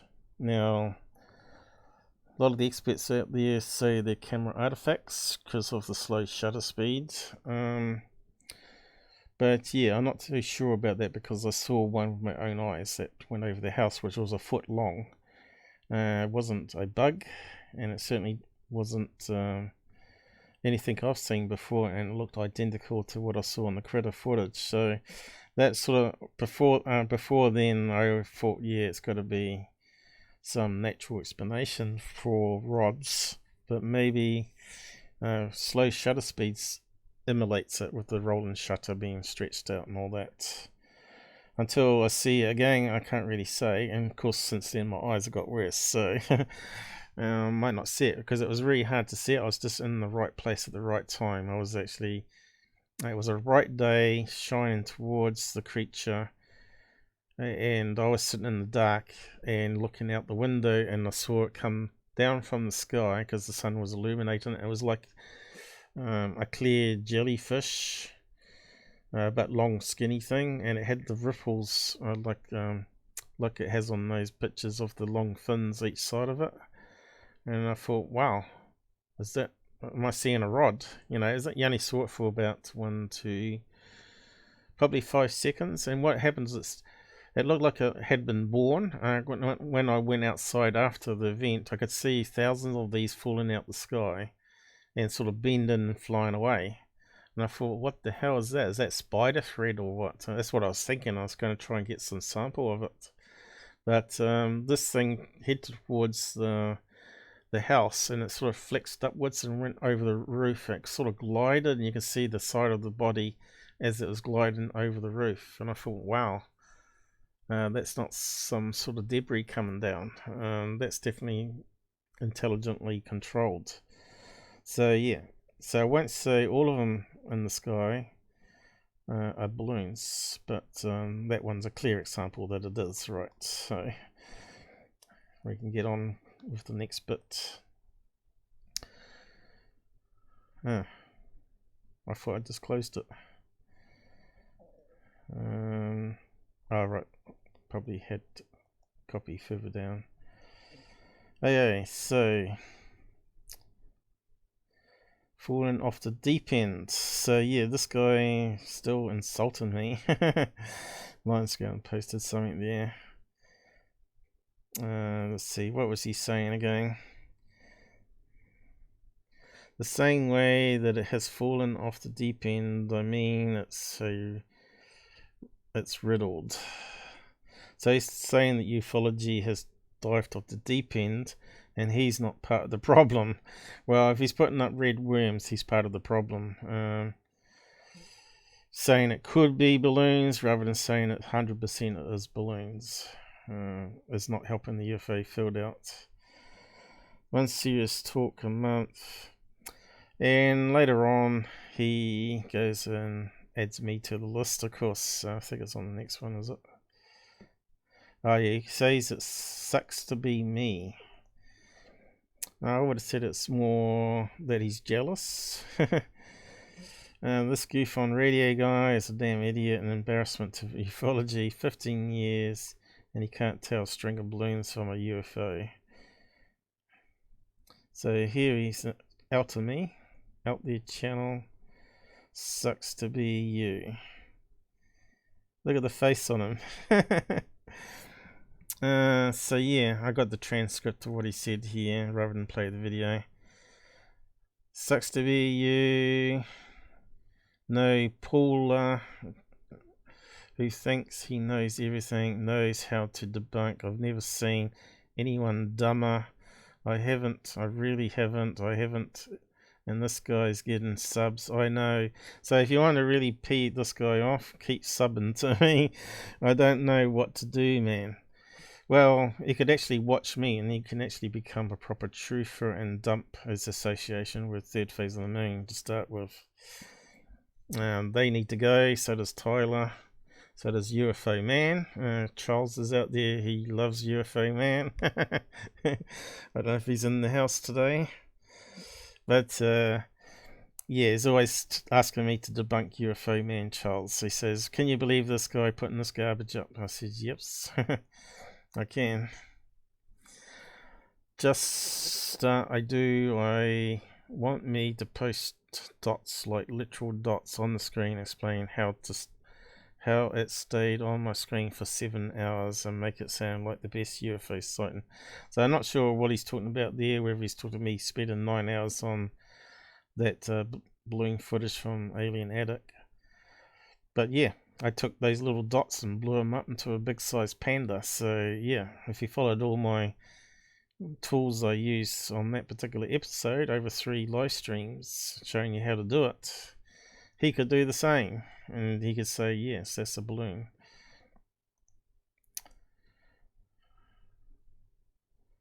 Okay, so that gets us onto this one where on the same video starts talking about SOHO images. Now let me just have a quick look at that one. He's showing third phase and stuff. I mean, I like the way they zoom in and all that. So basically he's saying that he does a better job. They do a better job than him to be able to zoom in on stuff. But yeah, we'll talk about that next. That one. That video.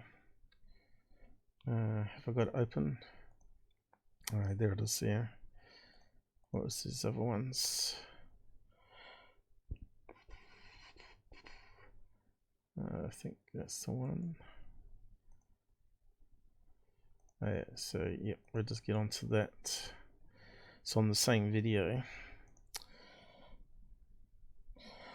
So yeah, he's on this particular video, he's saying that they captured something here that clearly is a UFO. Well, it's BS, of course. We've been over SOHO images a lot of times, what we're seeing on images, and you really need to be trained on what you're seeing in these images, as we'll find out.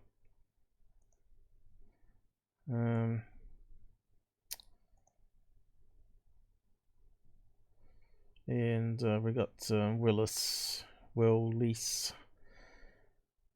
that actually did some research. A simple research explains anomaly. So we'll just play the video.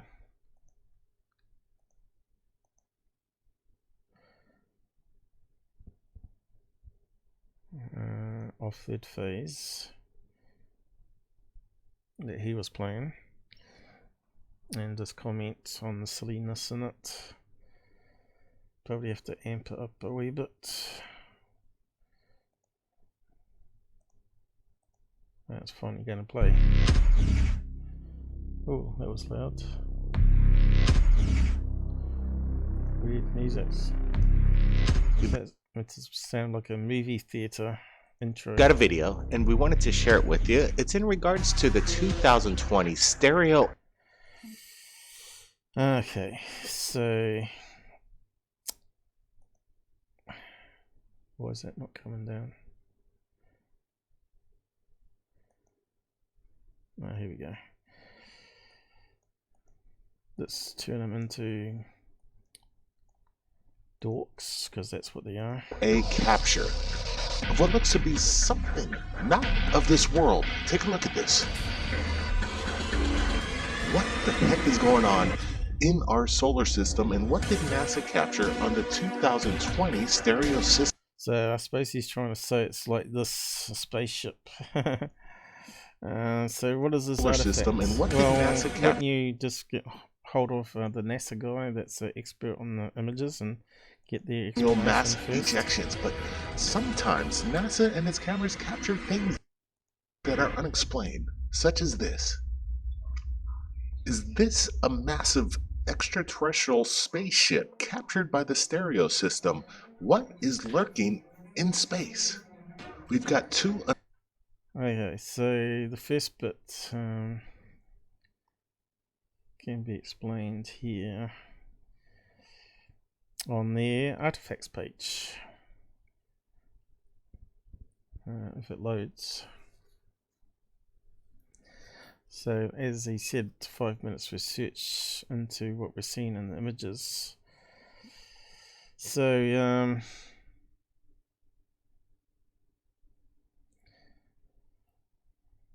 you can see it's got this cross here shape here with the circle going around. To me that looks like an overlay, and we've got the triangle here with the curvature. I think that's like an overlay they've added on, But inside the dot here, I think is meant to be planet Earth. I wish they'd put labels on it. And these ones coming up here are meant to be other planets like Mercury, Venus. So to understand what we're actually looking at here, it's not too easy to comprehend, as you can see. So they're talking about internal reflections of planet Earth as seen in the H12B telescope on May 2007. So obviously this circle shape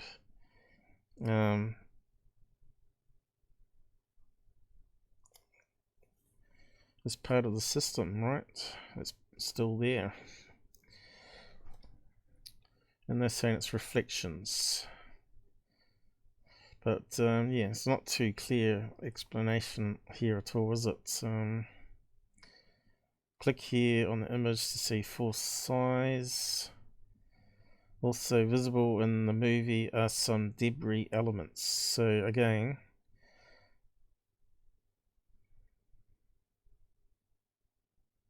Venus reflection. So where you see these little UFOs, they always turn out to be artifacts of some kind. So they're saying that's a faint reflection off the planets. So how does that work? Well, a bit like lens flare, I guess, right? Energy bounces off and creates another artifact on the glass on the sensor array. So I guess this is what's happening on these images here. So that bit here obviously is where you like have the bit in the middle of the telescope that's in the way of the receiver of the radio waves or whatever. So you always got a blind spot. So yeah, I think there's some other image here too, because this page here, similar event described on this page. So let's open that one.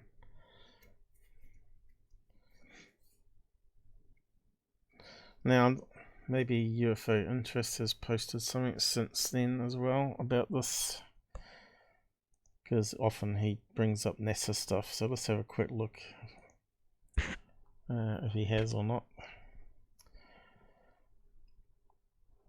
Oh, right, to speak of the devil.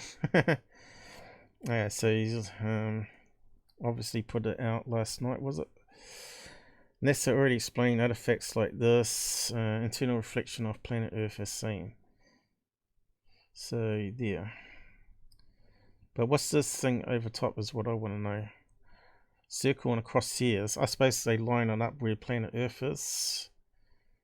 And I'm not too sure what that is. Obviously that's an overlay there too, you know. We haven't got too much on that. Many doubts about this video. A huge UFO spotted on solar system by stereo camera. Maybe reshare it. Oh, I can't because I'm not logged in. I'll reshare it later. What's he saying here? Note the object is a recurrent image artifact caused by internal reflections. So maybe what we think is a sight with a cross in it is actually part of the reflection then. And that's why it was breaking up in the video. Let's have a look again. Where is it? Anomalies. One is so massive that was captured by the cameras that scientists still have yet to explain what this is. The feed Kind of looks like a cog, doesn't it? feed only lasted for a little bit. It was cut off, and there's only Cut off. No. They don't cut it off. Normally it goes out of transmission range.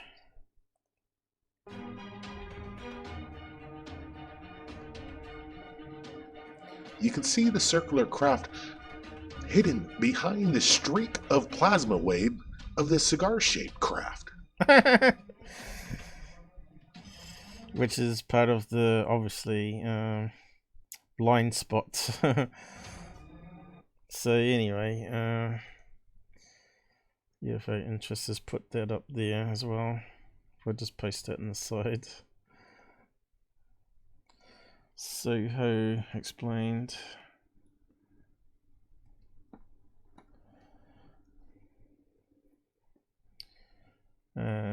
Snipes. Looks like a Photoshop steering wheel.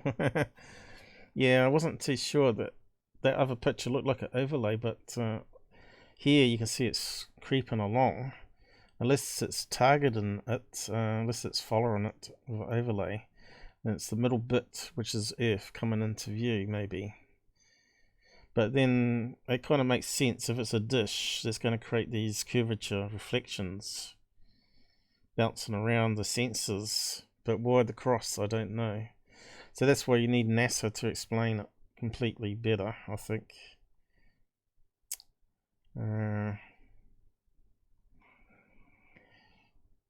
Then people can be put to rest, so to speak, and actually have the proper explanation.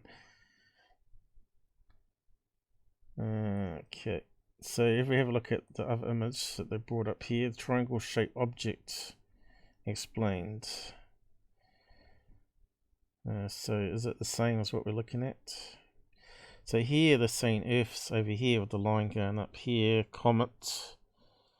Where's the comet? Comet Tau, Lovejoy. And Venus. So yeah, I'm not too sure on that one either, see? Where's Venus here? They haven't circled anything, right? Are they talking about that line being a comet Tau? Or are they saying this going this way is part of the comet Tau? But why is it a straight line?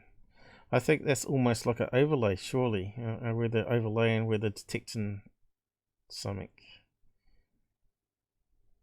Is that bright spot Venus? Is that what they're saying? And that's the comet. So yeah, it's a bit hard to know, you see. So yeah. And where's this triangle shape? Artifact. That bit? Is that what they're talking about? 2011. Not as bright as Venus. Earth is also visible. December, not as bright as Venus. Okay, so that's Venus, Earth. So it must be right. Oh, right, they're talking about this triangle pattern here is what people are calling UFO.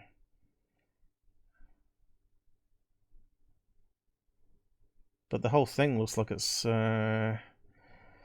looking down at ocean waves, doesn't it? You know, so how do you interpret it, all that sort of mess?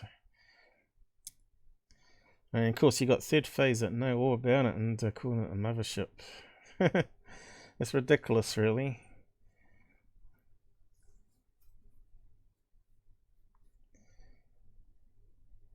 So this one is internal reflection, the triangle, by the planet Earth as seen in early stereo. So Earth is here, it's causing a reflection over here. Complicated stuff.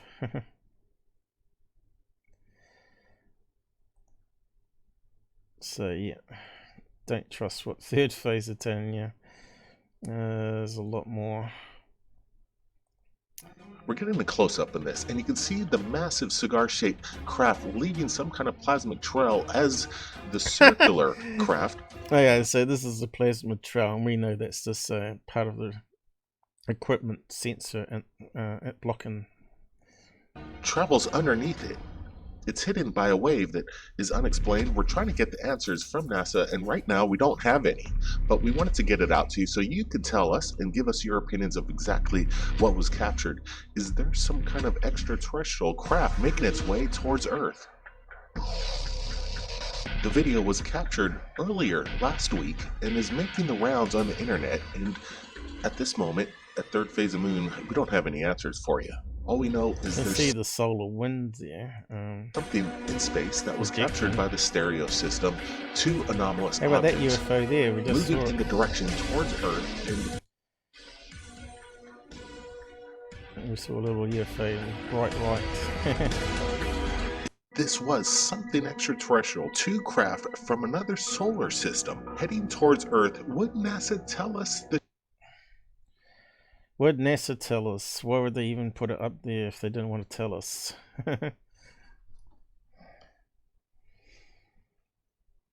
Thirdphaseofmoon's assets of SOHO imagery of what looks to be extraterrestrial craft harnessing energy from Well, the that sun, looks like it's captured by planets, SOHO. this right object anyway. There's a lot of SOHO imagery evidence coming in from now.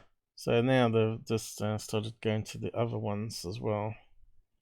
We obviously see comets and meteorites hit the sun. And it is quite amazing. Sometimes they want to cover it up. Sometimes it gets out there to the public. We're going to be going over images right now that have been making the rounds right now. Let's get to it. Okay, so I've described all these in the past, all these little artifacts that you get on the sensors, camera sensors, cosmic radiation. And of course, as you know, sensors get overloaded and they create these white blobs and bleed over to the next one. But yeah, I'd have to check up on these particular ones again because I can't remember all of them. But Right, obviously, you got Brent here. It's not a UFO. First off, quite incredible imagery we're looking at right now. Unexplainable. What's going on? Unexplainable. See the terminology these idiots are using. Did the people watch them just for a laugh, or did they actually watch it for serious UFO stuff? So let's have a look. Does it actually have comments on it? It's not going to give it to us, Google. Reload. Now let's see what some of the stupid comments we got. You can't be the only ones alive. Looks like he kills Will. Yeah, I suppose rotating. It looks like a space station. Well, why not? NASA. Never a straight answer. Where did we get that one from? Tyler. I think that was Elon Musk's Tesla car. Or it could be one of the wheels that spun off right into space. Yeah, but look how big it is compared to Earth. It's that was a UFO is another thing. They forget about the size comparison here. If that spinning wheel was Earth, because let's see, where's the image again? It was at least there's the wheel, the artifact again, which they're saying is reflections. Where was Earth on this one? Here, probably. It's like at least 20 times bigger than Earth, right? It's going to be massive. Is that the one we're reading? Yep. Go to channel, blah blah. Look at the photograph. No, thank you. Looks like someone was watching WSO, whatever that is. What someone said about cigar. Does anyone actually has anything sensible to say here, or did they delete the comments? Look at the actual size of the thing compared to Earth. You're kidding. Only 1,000 miles or so wide. No, it's way bigger than that. And if you think NASA is going to give a straight answer, no, just be real. Unless I physically see this thing with my naked eyes, I don't believe it. You two brothers would be more believable if you spoke like Captain Kirk. Well, I use my pitch changer and can make it sort of sound like it. When you are looking at the view and you get a close-up, if you slowly pay attention, camera footage, the round disc-shaped object that comes underneath whatever the object is. See, these people should be being told what they're looking at. They shouldn't be just told it's UFO. It's just misleading, dishonest. These people are meant to change, right? So if this is a real credible truther channel, they'll just go and tweet some NASA scientists that know what they're talking about and get their view of what we're looking at and actually put it up on the channel and just see if people believe it or not, rather than saying it's something else and then later being debunked that it's not. So yeah, they haven't changed. So no one's here has done any research on it and said it's actually a reflection.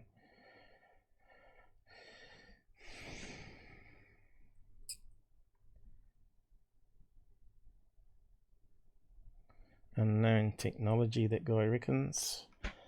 Yeah, NASA technology, because none of us know how to read the damn stupid thing. Did you notice the huge bowl waves curving out ahead of the object?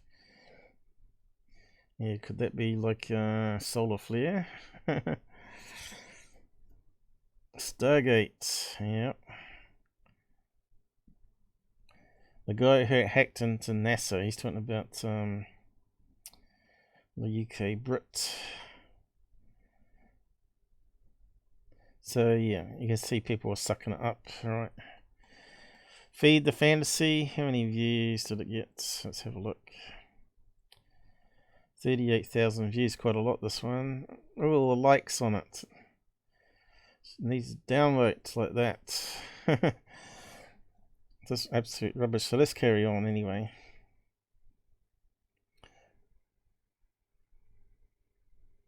Suppose, is it going to resume? I think this is to do with the shield on Brave. They're trying to get around it, I think. The ads. Okay, so let's get on to this next bit. Going on, Brent? Any ideas? Okay, so the angel wing things. You probably could look those up against this artifacts. I've covered it before on streams. Probably got a playlist. But you can just type in SOHO probably, and you'll probably find the streams where I talk about the artifacts.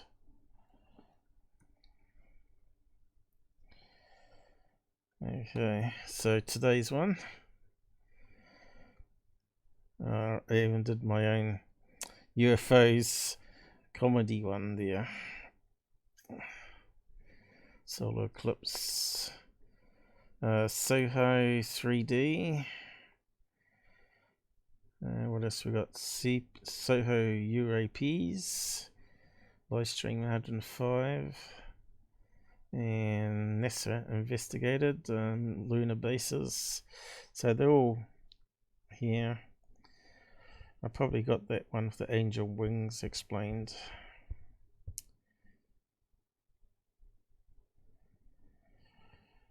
This one also talked about the green fireballs, which is quite interesting. We lived on a well, so we went out to go get some water for the well. So, whereabouts was the solar? Here we go.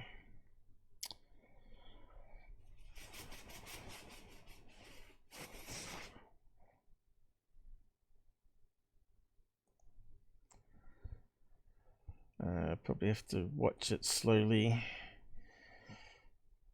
I'm pretty sure I would have covered the angel wings in one of these videos anyway. Have a look at that one sometime, see if you can find it. Okay. Thanks for liking, guys. Looks like the counter's working perfect, huh? SOHO UAP. That might not be in that one, of course, but we probably could look it up. Angel wings SOHO.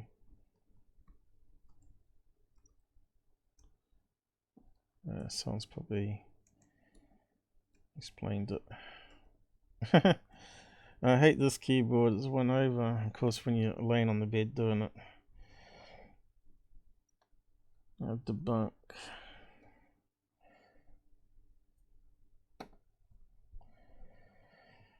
What's chicken wings got to do with it? Anyway. The Bureau debunked images. Okay, so let's have a look at that one. So this is how you do some research to see what hopefully experts are saying. PhD people are no longer working. Okay, so here we go. Here's another alien wing one. So what did they say about it?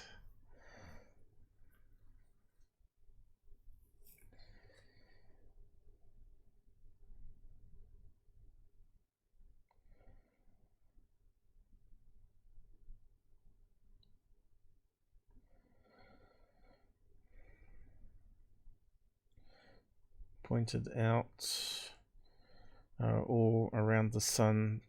Do a web search on words sun cruiser and you'll see what I mean. Cameras usually used in astronomical imaging are called CCDs, and like computer chips that sensitive to light. The best analogy for one is like an array of buckets. Each bucket collects rain, so that he's talking about bleeding. Amount of rain collects depending, which is what I said, wasn't it? I said it was bleeding over. So when even I looked at that image, I said it's bleeding and overloading the sensor. Electrons result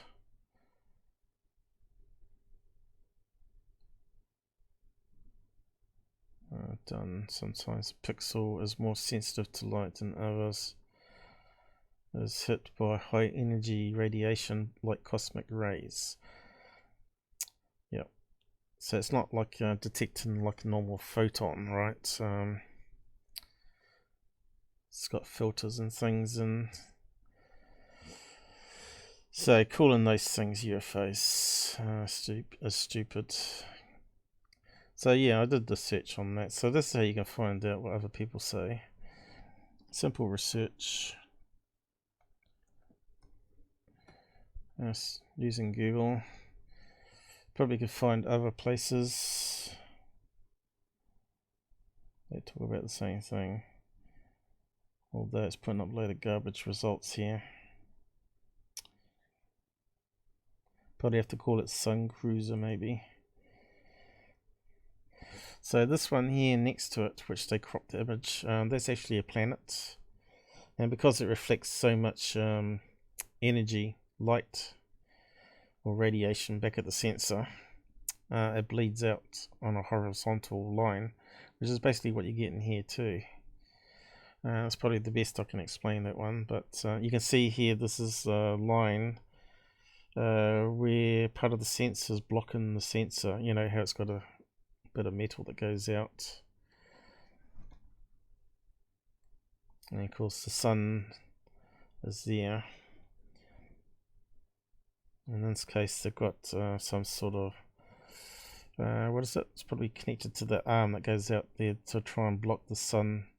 So just because they're only focusing on the outside bit on this particular sensor array, so they're blocking the rest of the image here so it doesn't do this sort of stuff where it overexposes it and bleeds out. Hopefully that makes sense. It's quite technical, that stuff, even just to try and research it yourself and understand what they're talking about. So moving on to the next image. Blake, this reminds me of the post we just did last week of that strange starcraft, whatever it was, shooting through the sun. Okay, so this one it looks like we're actually not on SOHO, but on planet Earth, because we've got clouds. So this is obviously taken from a ground camera that's got a filter, welding goggle probably, so they've got it aimed at the sun. So again, this is where flight radar is needed. So what's going to pass in front of the sun? Obviously planes. Be a possible image from SOHO. So let's slow it down a bit and have a look at it, what it's doing. And I'll just mute that turkey. So looks like it's time lapsed. Try and get that going.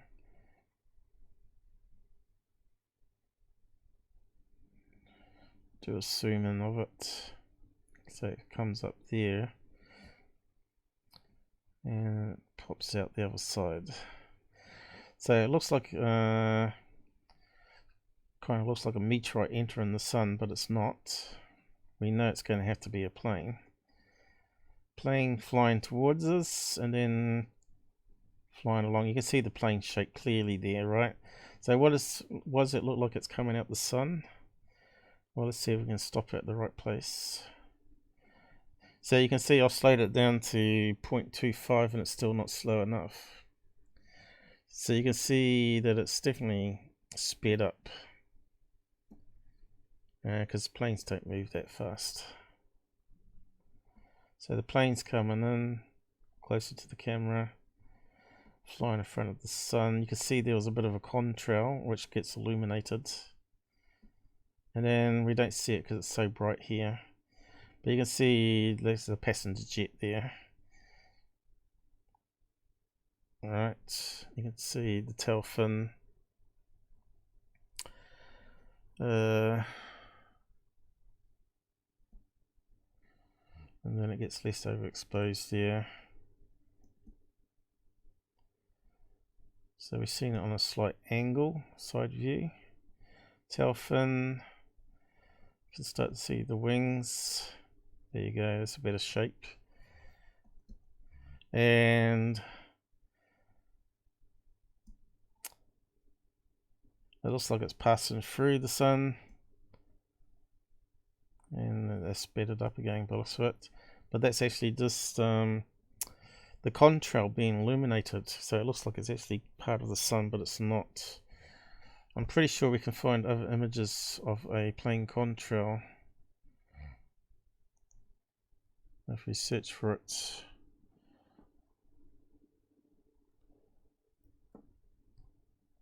Over sun. Because as you know, the contrail is smaller where the plane is, so it forms like a cone shape and it expands out. So when it passes through the sun, it looks like it's creating like a drop of water where it sort of goes in, creates this cone shape as it goes upwards. Jesus, the time's flying, isn't it? Let's see if we got some images anyway. So these are illuminated contrails that you get from jets. But we want one where it's going near the sun. Well, that one's got a halo.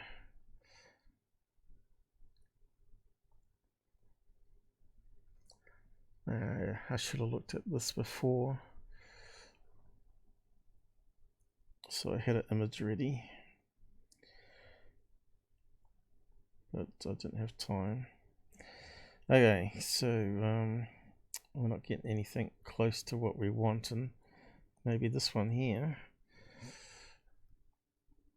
Again, it looks like a jet passing. And you can see the contrail on that one, but they're using a different filter there. And you can see how it's expanding, going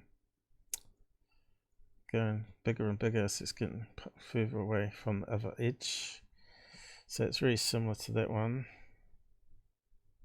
but that one's better filtered and it hasn't got the cloud passing over front. There's another one over top of the sun, I guess. So yeah, it's just an optical illusion, like it's passing through. But yeah, again, that's up on a UFO channel, right? It's so misleading, it's not funny.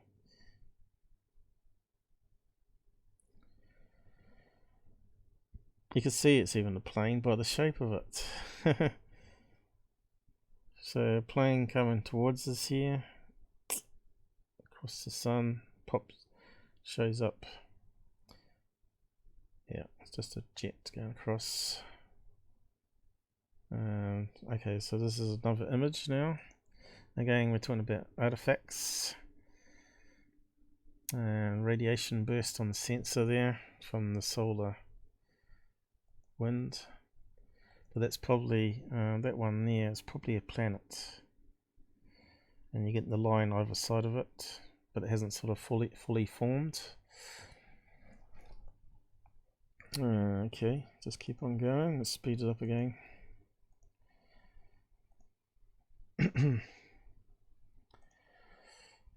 Is it playing? right here, right now, what we're looking at is something amazing. It's tremendous evidence, Blake. I like that you brought up that video that was submitted recently. Okay, so again, that looks like a planet. And that's been time lapsed, is it? It's a bit hard to tell on that one. Where someone's overlaid various images to create a tau effect. Planet passing by the sun. Late this week, and it was quite incredible. And I wanted to focus more in on that because it is something to behold when you witness possible starcraft. See, they're just misleading people. They're not good people at all. Side by side, there is a.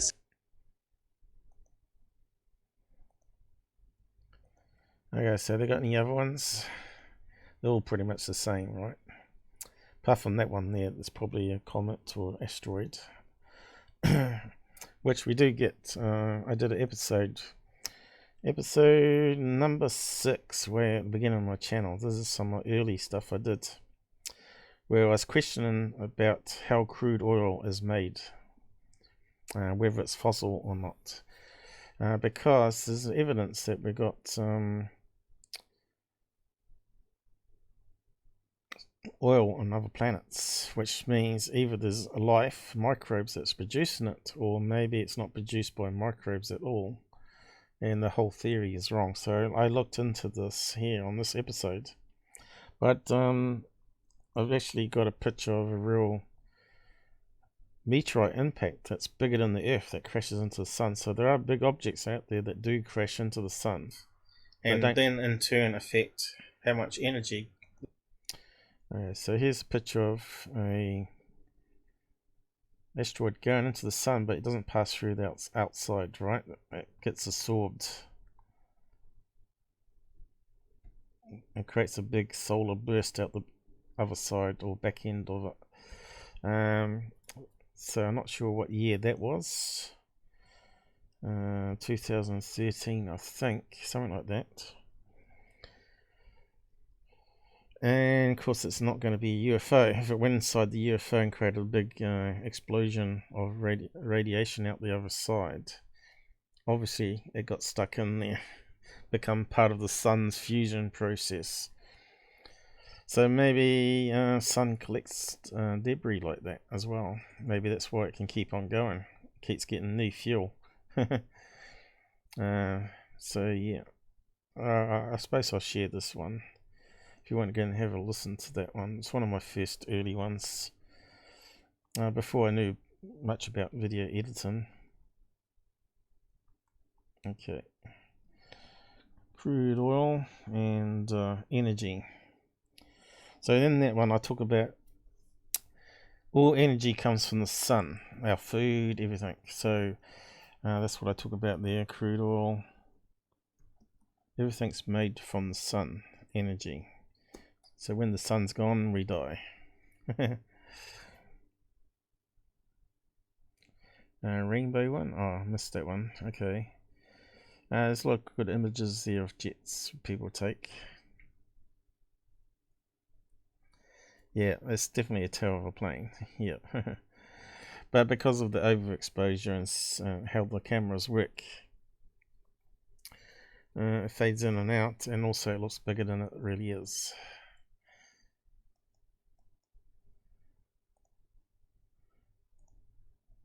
Okay, so I think that's pretty much it. I think they're just repeating stuff, aren't they?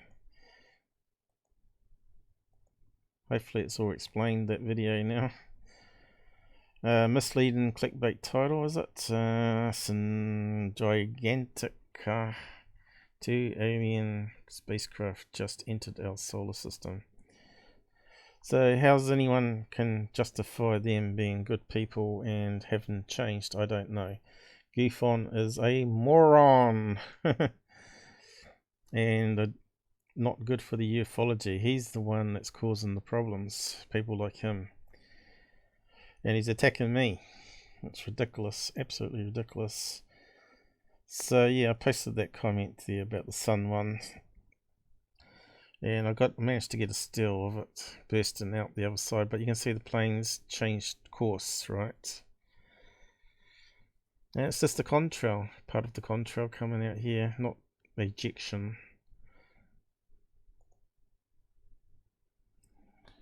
Plane jet. So yeah, you can go and comment on that and share it around if you want to. It's never ending, isn't it? We got to go through the crap before we get onto the good stuff. Did I share that one? I can share that one too. This guy just keeps attacking me. I don't know why. So I'll keep on attacking him back. But I do it in a way that's fact-based rather than calling him stupid names like he does with me.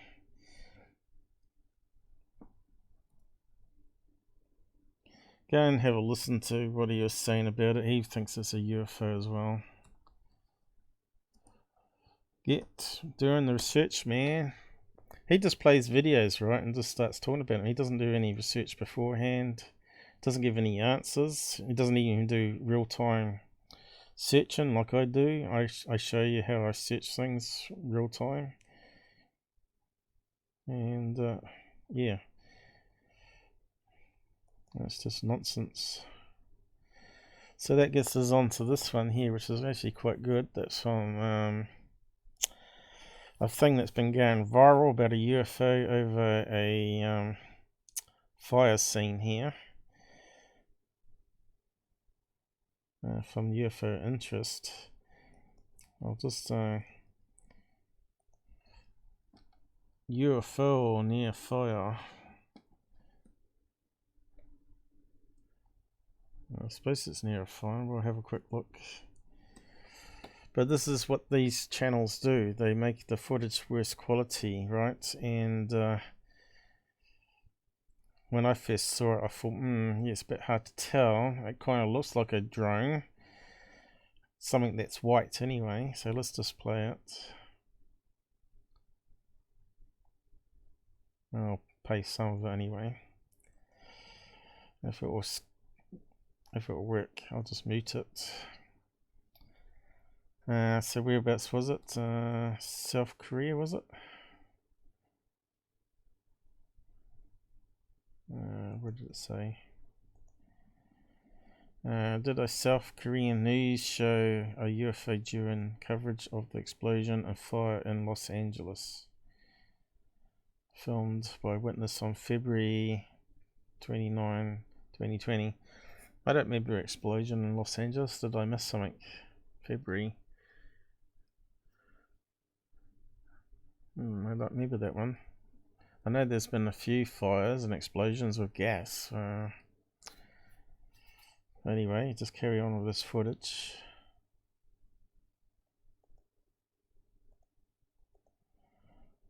Get to the part where they're showing it on the news channel.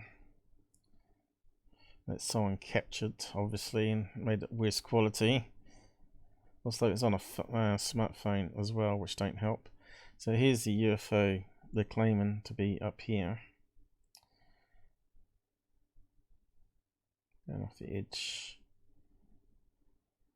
It looks like it's got white and black, and it's this blurry mess that you normally get with a spud cam, especially a smartphone. Could it be a drone or something similar?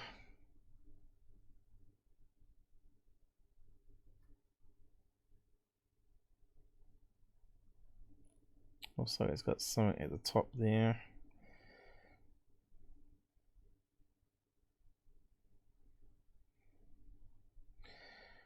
To me, I would have said, could be a drone, could be a helicopter, maybe, out of focus. That's probably what I would have said on this footage. Could it be a blimp? Possible. Could it be like an ad balloon? Blimp? Possible. That's anchored near the site. So I may have put it up there with a camera on. So yeah, we'll just keep on going. But now they managed to get hold of the high-res video from a news channel. And once we get the right angle, there we go. Oh, we got some more details popping in. Scroll up, up. Can we actually see it now ourselves? And what's it look like? It looks like a California police helicopter, the black and white thing. And look, the black thing up the top there is some blades happening. But he'll probably zoom in on it better than I can. Oh, here we go. Clear shots happening.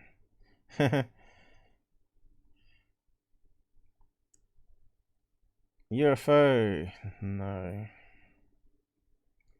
It's amazing how the quality of the image through compression that you lose the tail fin so easily. So that's a good example there right away. You reckon there's a good rainbow one here? Look at this thing here.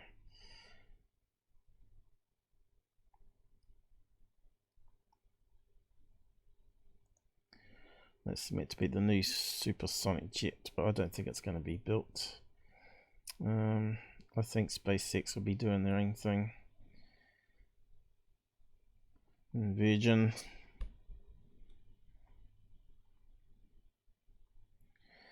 So yeah, I got through all those stupid viral stuff. And I was meant to be doing some MUFON if there was time. 3 o'clock. I suppose we can have a quick look. Oh, 5 o'clock here. Oh no, I got to get going. Like I said, I might do a midweek one with some UFO stalker. I say that, I keep saying that, but maybe I might have fun some time. I was going to download this video and analyze it, wouldn't I? This one here is a bit more interesting than some of the other rubbish that we were looking at today.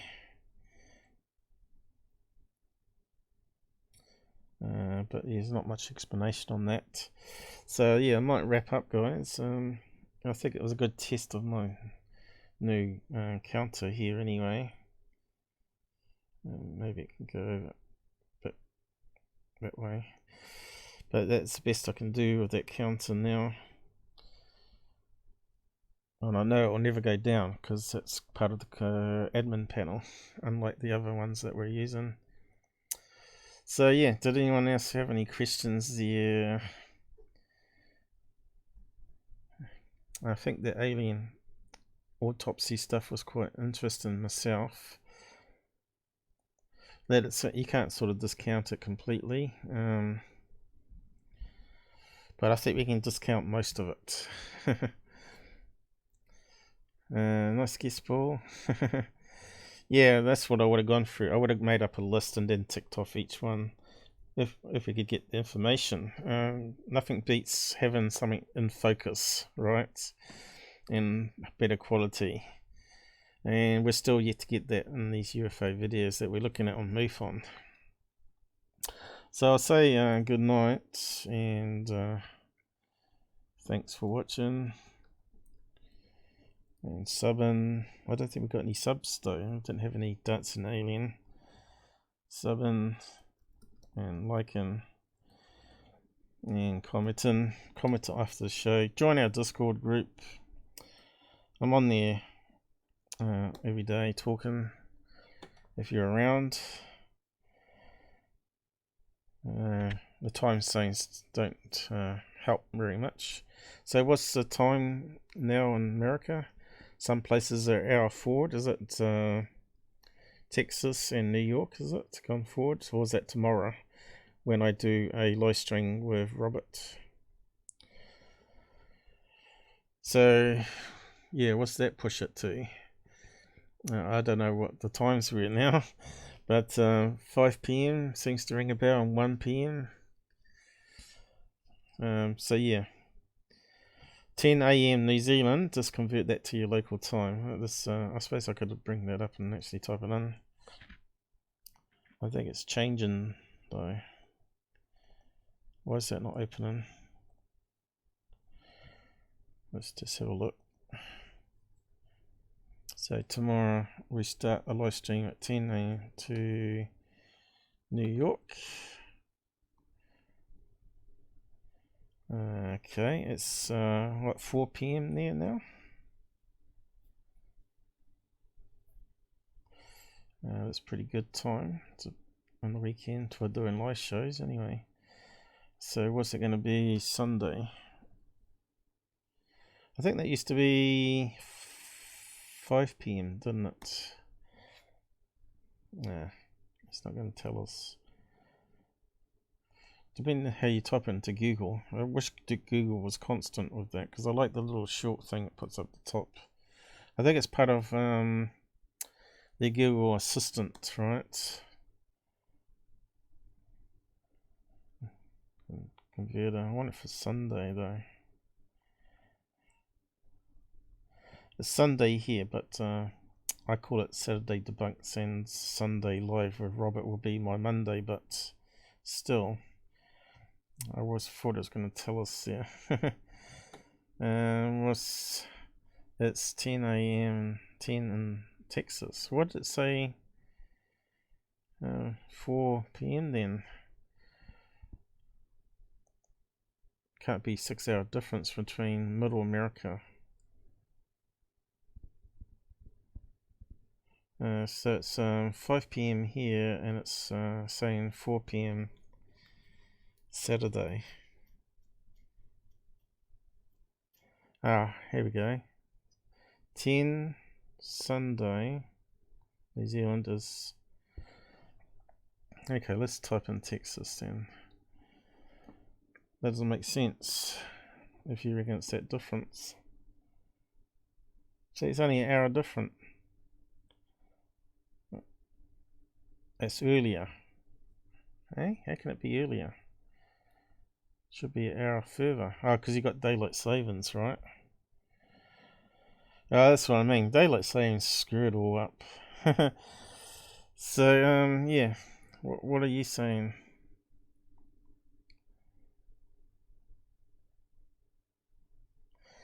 She's saying it's 10 PM, but that's not what it's saying here.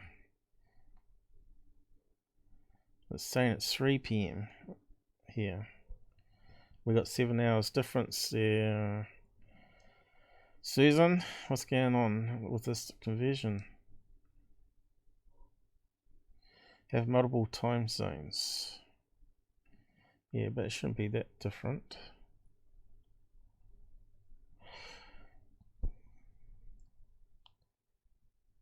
It doesn't make any sense at all, does it?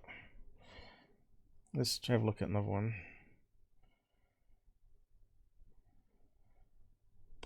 Austin. Yeah, here we go. That one does say 9:53 there. So that's totally different. So I'm not sure where Google's getting that first result from, but it's totally wrong unless let's talk UTC time. I reckon it's UTC time. That's what the difference is. Let's type in EST. Yeah, it's not coming up now.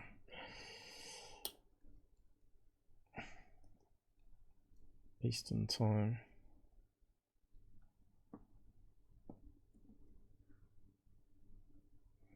That would be what it is. So it'll be UTC time. So yeah, got to be careful of that.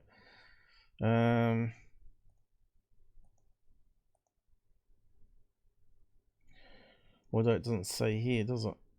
It should do though.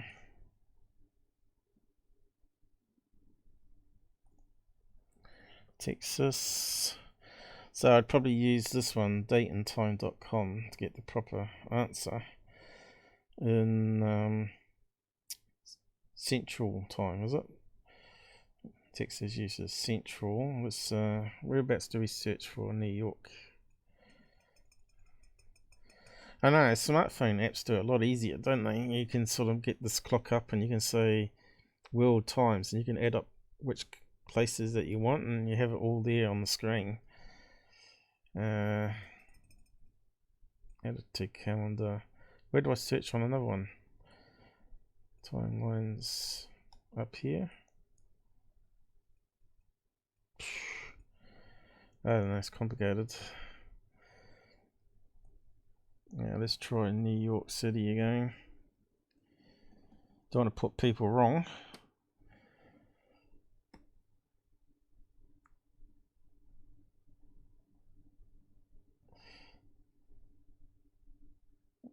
Probably haven't got time to muck around with this. Auckland time to New York time. Let's have a look. Auckland. Why's it got 11 AM? I said 10 AM. Okay. 10 AM. I reckon it's going to be 4 PM tomorrow. Okay, so that makes sense. And at the moment,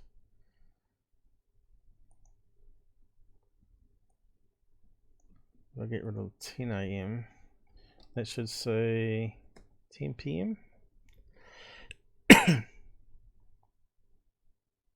Nope, didn't come up.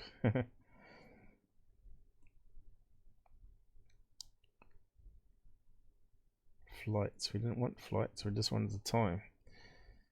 New Zealand to New York time. 18 hours ahead. So that's an hour forward there. So that's 10 PM in Texas and 11 PM New York. Anyway, just check it out tomorrow anyway. Just do the searches online. It does my head in with all these damn time zones. We need like a little app that have on the screen here of all the times. That would actually be quite a good thing. Maybe I'll look for something after the show. Anyway, perhaps you can have like one of these things that's behind, ticking with all the times. But actually, that would be really handy. Something else running in the background. Anyway, I'm going to finish up. Stop rambling. Get on. Hey, good night, Susan. I'll see you on Discord anyway, probably till you go to bed. And Robert's gone to bed already. Good night, everybody else. Snipes.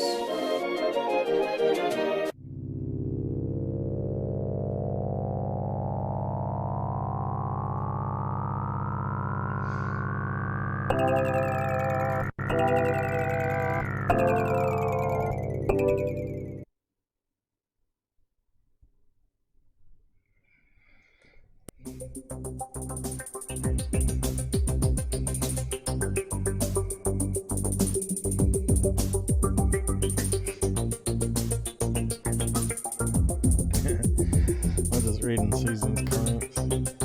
Yeah, the phone does it a lot easier than the PC. Good night, Kiwi. Shut down the studio.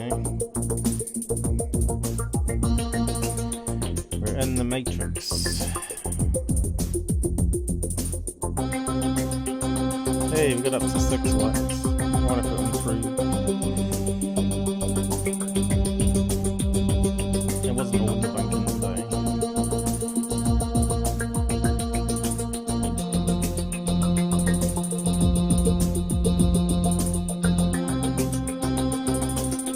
I'm tired. I'm green.